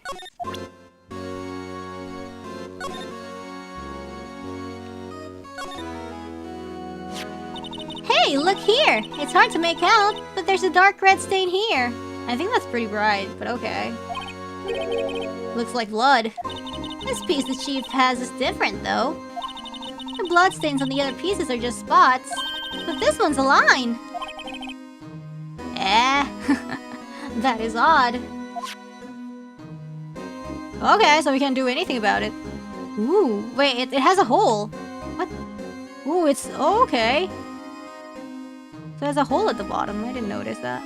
Okay, anyways, doesn't matter. Let's go. Bye. What else? Phone? This is the real deal, isn't it? The armor and these weapons? It's so scary. It's so sharp. Sure is, pal. The chief doesn't care for imitations. First, the pipe organ, now this armor. Do you know how many taxpayer dollars must have gone into this room? What? You mean we're paying for this? That's it. I'm not paying 1 cent to my taxes. Tax evasion? You don't have any taxes to pay. Shh! Be careful of what you say. Who knows? The chief may be hiding in this armor as we speak. Well, then we're finished. I don't think he'd fit in there. Even if he did, he'd never be able to get back out. Cut it out! You guys don't know how scary that guy can be. Okay. These shelves are mostly empty. Alana must have cleaned them out when she transferred over to the prosecutor's office. There's plates though. There's a small picture frame on the left shelf. Hey! This is when Lana and I went to that theme park.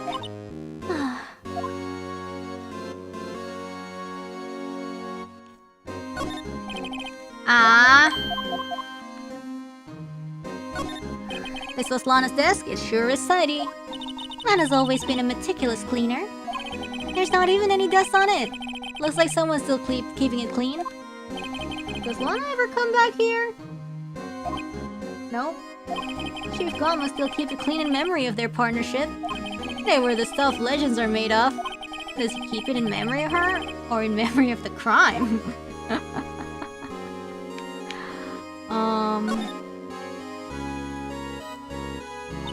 list was taken on that day 2 years ago. The day Joe Dart ran out of the questioning room and tried to kill Emma. See, that's the boss. After receiving his award trophy, Mr. Marshall took a picture here, then went along with Chief Gunn to question Dark. I bet he never knew he'd be dead just a few hours later. Gee, you think? You think? The Chief's organ sure is a sight to behold. Occasionally, we hear him playing it from the Criminal Affairs Department. That's on the 2nd floor, and this is the 15th floor of an entirely different building. When a detective screws up, the Chief calls them to his office and makes them listen to the organ for hours. What's so bad about that? Music soothes the soul. After that, the detective can't hear anything for days except for the ringing in their ears. Ow. So it's an instrument of punishment. Literally. But aren't the Chief's ears affected? Nah. He never listens to anyone anyway. That's besides the point. That's funny. Are we done? Wow, look at the size of Chief Gunn's desk. Speaking of that, we were here earlier. Oh, it's you too. Chief Gunn! He put that paper he was reading in his desk. But it's gone. I wonder what he was reading. This looks like a list of evidence. Oh, it's still there? A list of evidence? In most cases, the list runs twice as long as this, though. Hey, look at the case name! SL9? Incident! I wonder what this is doing here. Hold on, detective. What did you just say? I know it's like little evidence because they're all forged. I said, I wonder what? No, about evidence lists. Normally they're twice as long? Or there's a missing page! A half-size list of evidence. It seems too short. Most lists run twice as long. What would the other half of the list be doing here? Yeah, okay, I get it. I knew it. The Chief must be hiding something about that case. It would appear so. Yeah. Are we done? We found this inside the drawer, a list of evidence from the SL9 incident. Mr. Edgeworth had the other half of that list. What would this list be doing here? We'd better look a little more into this list. Okay, let's check it out.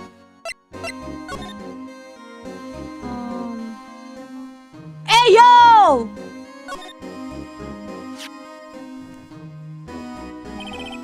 I wonder what this is. It looks like someone drew some kind of sketch here. What is it? Did you find something? I can't make it out. I'd better keep quiet about it for now. Huh? Oh, no, it's nothing. Why are your eyes moving about like that, Mr. Wright? Sussy. I better not forget about this picture. Dime. Killer paper. Okay, and then what? Are we done? Are we done with the window? I can see pretty far from 15 stories up. If he were to drop that suit of armor from here? At first the Chief wanted to use stained glass for this window. Really? Why didn't he? They say he changed his mind because he wouldn't be able to see the view. Oh. Stained glass or not, it's a huge window.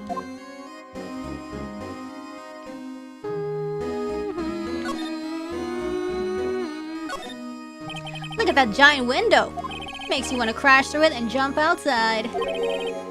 This is the 15th floor.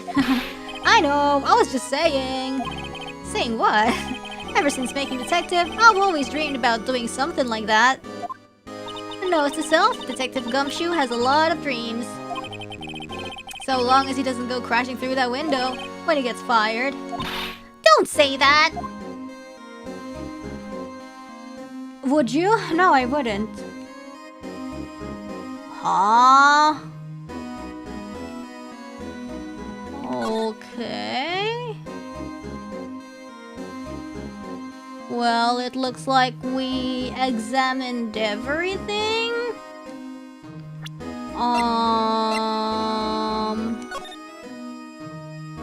Single stab wound, piercing heart, lung, died from broad loss in under 10 minutes. Weapon sound wound was missing tip.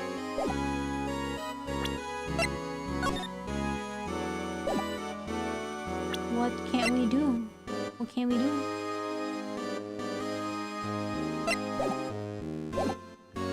Can we move?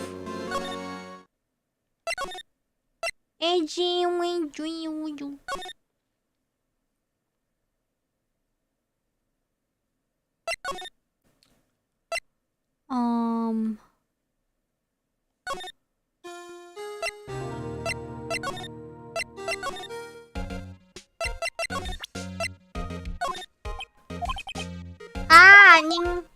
Gua mau ngasih tahu elu. I wanna tell you that here's the other.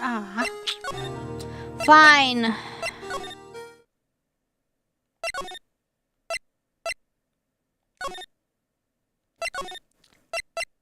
Okay.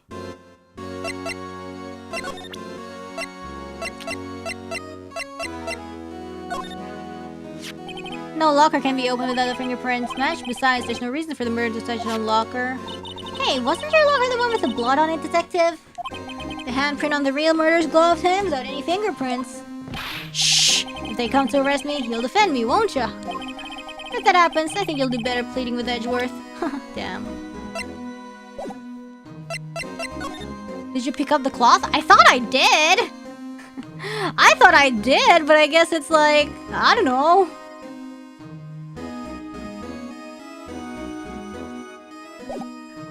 I thought I did, but it's not in the evidence list.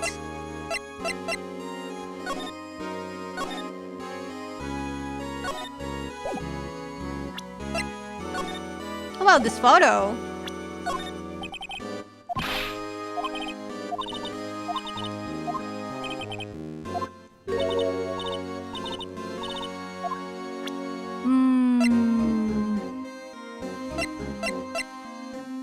Oh man. I feel a lot better now that this jar is complete. But it only raises another question. What was a piece of it doing in the chief's safes? More importantly, why wasn't there any money in there? Isn't that what safes are for anyway? I have a feeling the outcome of tomorrow's trial just might hinge on this. What if... Oh, Sala. Hey, just bought some of that stuff. No! Not this one. Detective Gumshoe, I'd like you to have a look at this. Hey, I know what that is. So you want to take some fingerprints? That's a great idea, detective. Let's go. Alright, go to town. Sheesh. What are you doing? Why are you sticking out your hand like that? Go ahead, take my fingerprints. No, that's not how it works. It's not your fingerprints we want to take. Huh? Come on, this isn't the time for jokes. We're talking about that cloth we found in the safe. Oh! I knew that. The one with the handprint on it, right? Sheesh, Frisch's sense of humor. Damn, okay. Okay, Mr. Wright, let's check for prints. Sprinkle the powder on the cloth. Then, once they've been absorbed into the prints, blow the rest away. What are you, my mom? I don't have to be told a million times. Let's get this over with. Maybe this one? What the, okay. Tabur, tabur, tabur, tabur, tabur, tabur, tabur, tabur, tabur. Okay, ooh. I gave it my best shot.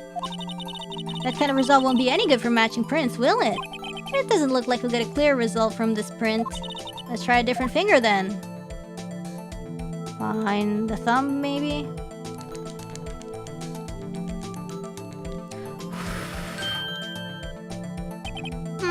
I give it my best shot. Nah. Damn, which finger? Middle finger.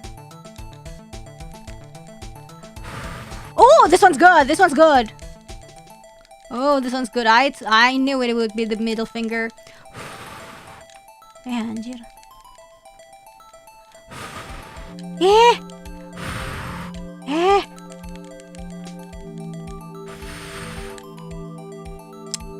Ya ampun.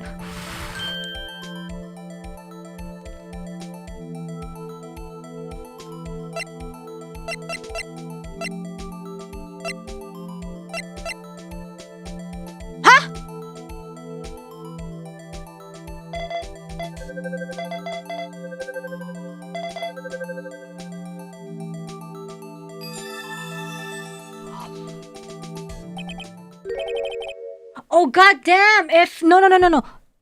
Anjir, enggak. What if Gaunt is blackmailing Lana that Emma's the culprit?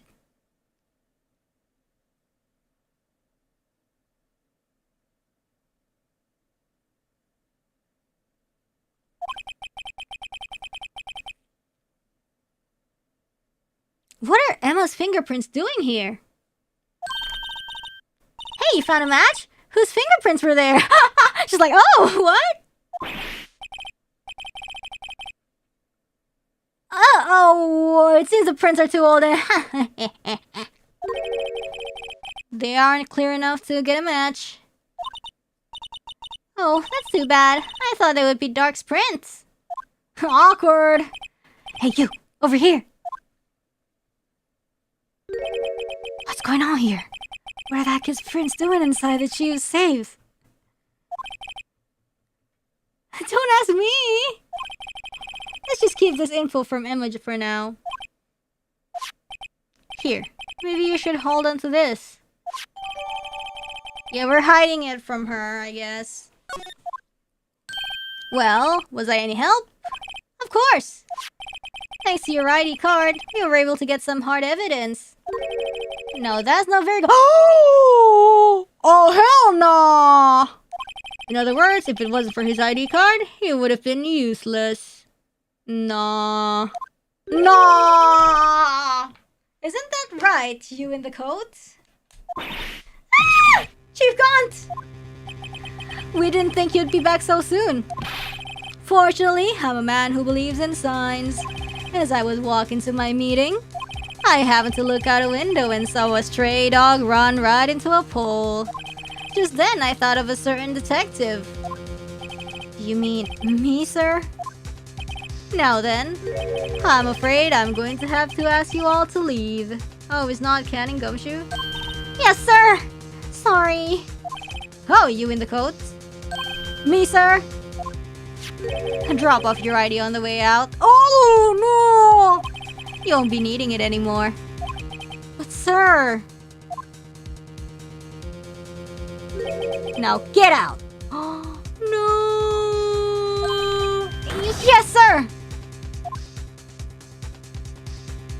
No, we'll be on our way too then. Wait, you, the one without the spiky hair. Don't go yet. No! What is he gonna do to Emma? Me, sir? I'd like a word with you. But sir, I'm not a licensed scientific investigator yet. You with the spiky hair, you're free to go. Mr. Wright! Uh-oh.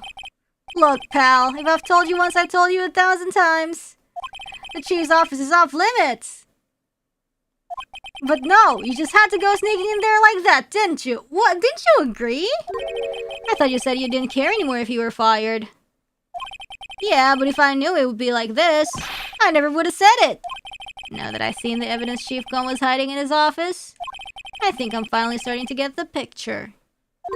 But why has she kept eerily silent about it all this time?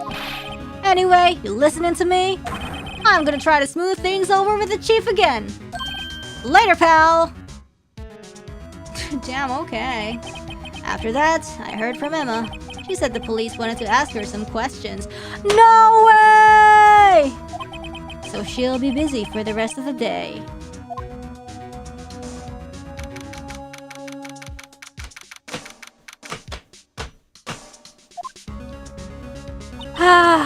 I see. So the chief asked Emma to come in for questioning. There's no use thinking about it. Tomorrow's the final day in court. I'm committed to doing everything I can to defend you, which is why I'm here. But I've already told you all I can. What you've told me over these past couple of days? It's bullshit! It's absolutely nothing. Not a single useful thing. Really, I believe I did mention something quite important. Something I told you right at the beginning. I said that I was the one who stabbed Detective Goodman. You know, I think I finally figured it out. I know who it is that's lurking behind your words. Mia did a good job mentoring you. I'm rather jealous. It seems Edgeworth was right. Edgeworth? Once you're convinced, you know something? No one can persuade you otherwise. Thick-headed is the term he used, I believe. Now's my chance to get her to tell me where the rest of the story. And we're gonna stop here before we hear the story because we're saving the finale for next time. Cliffhanger!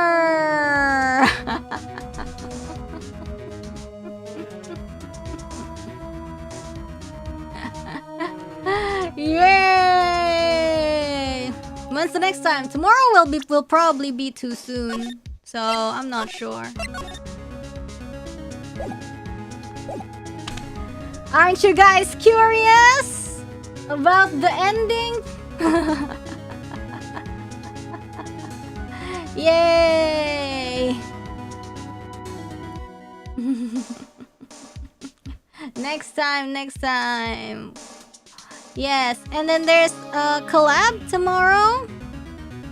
So don't miss it.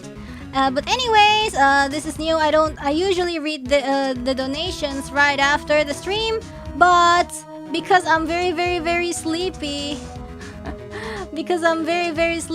I will have to read it next time because I'm so sleepy and it's 1:30 a.m.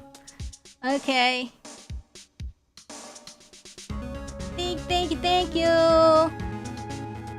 Thank you. We can do it. Yeah, we can do it Persona style. Just read it at the beginning of the stream. Alright, thanks guys. Terima kasih perhatiannya. Thank you very much for your attention. I will try to have Yabe on time tomorrow. Yeah. I will definitely try. But we'll see how it is. Or it might be possible that we're switching it to nighttime Yabe, aka Wadu, if that's alright. So yeah, it's been a pretty irregular week, but yeah, I kind of need time to adjust my schedule a little bit. So thanks for understanding. But you have collab at night. Yes, that's true. We could always do after that. But yeah. Thank you so much everybody. Terima kasih banyak. Thank you for your attention. Salam merakit everybody. Bye bye everybody and see you soon.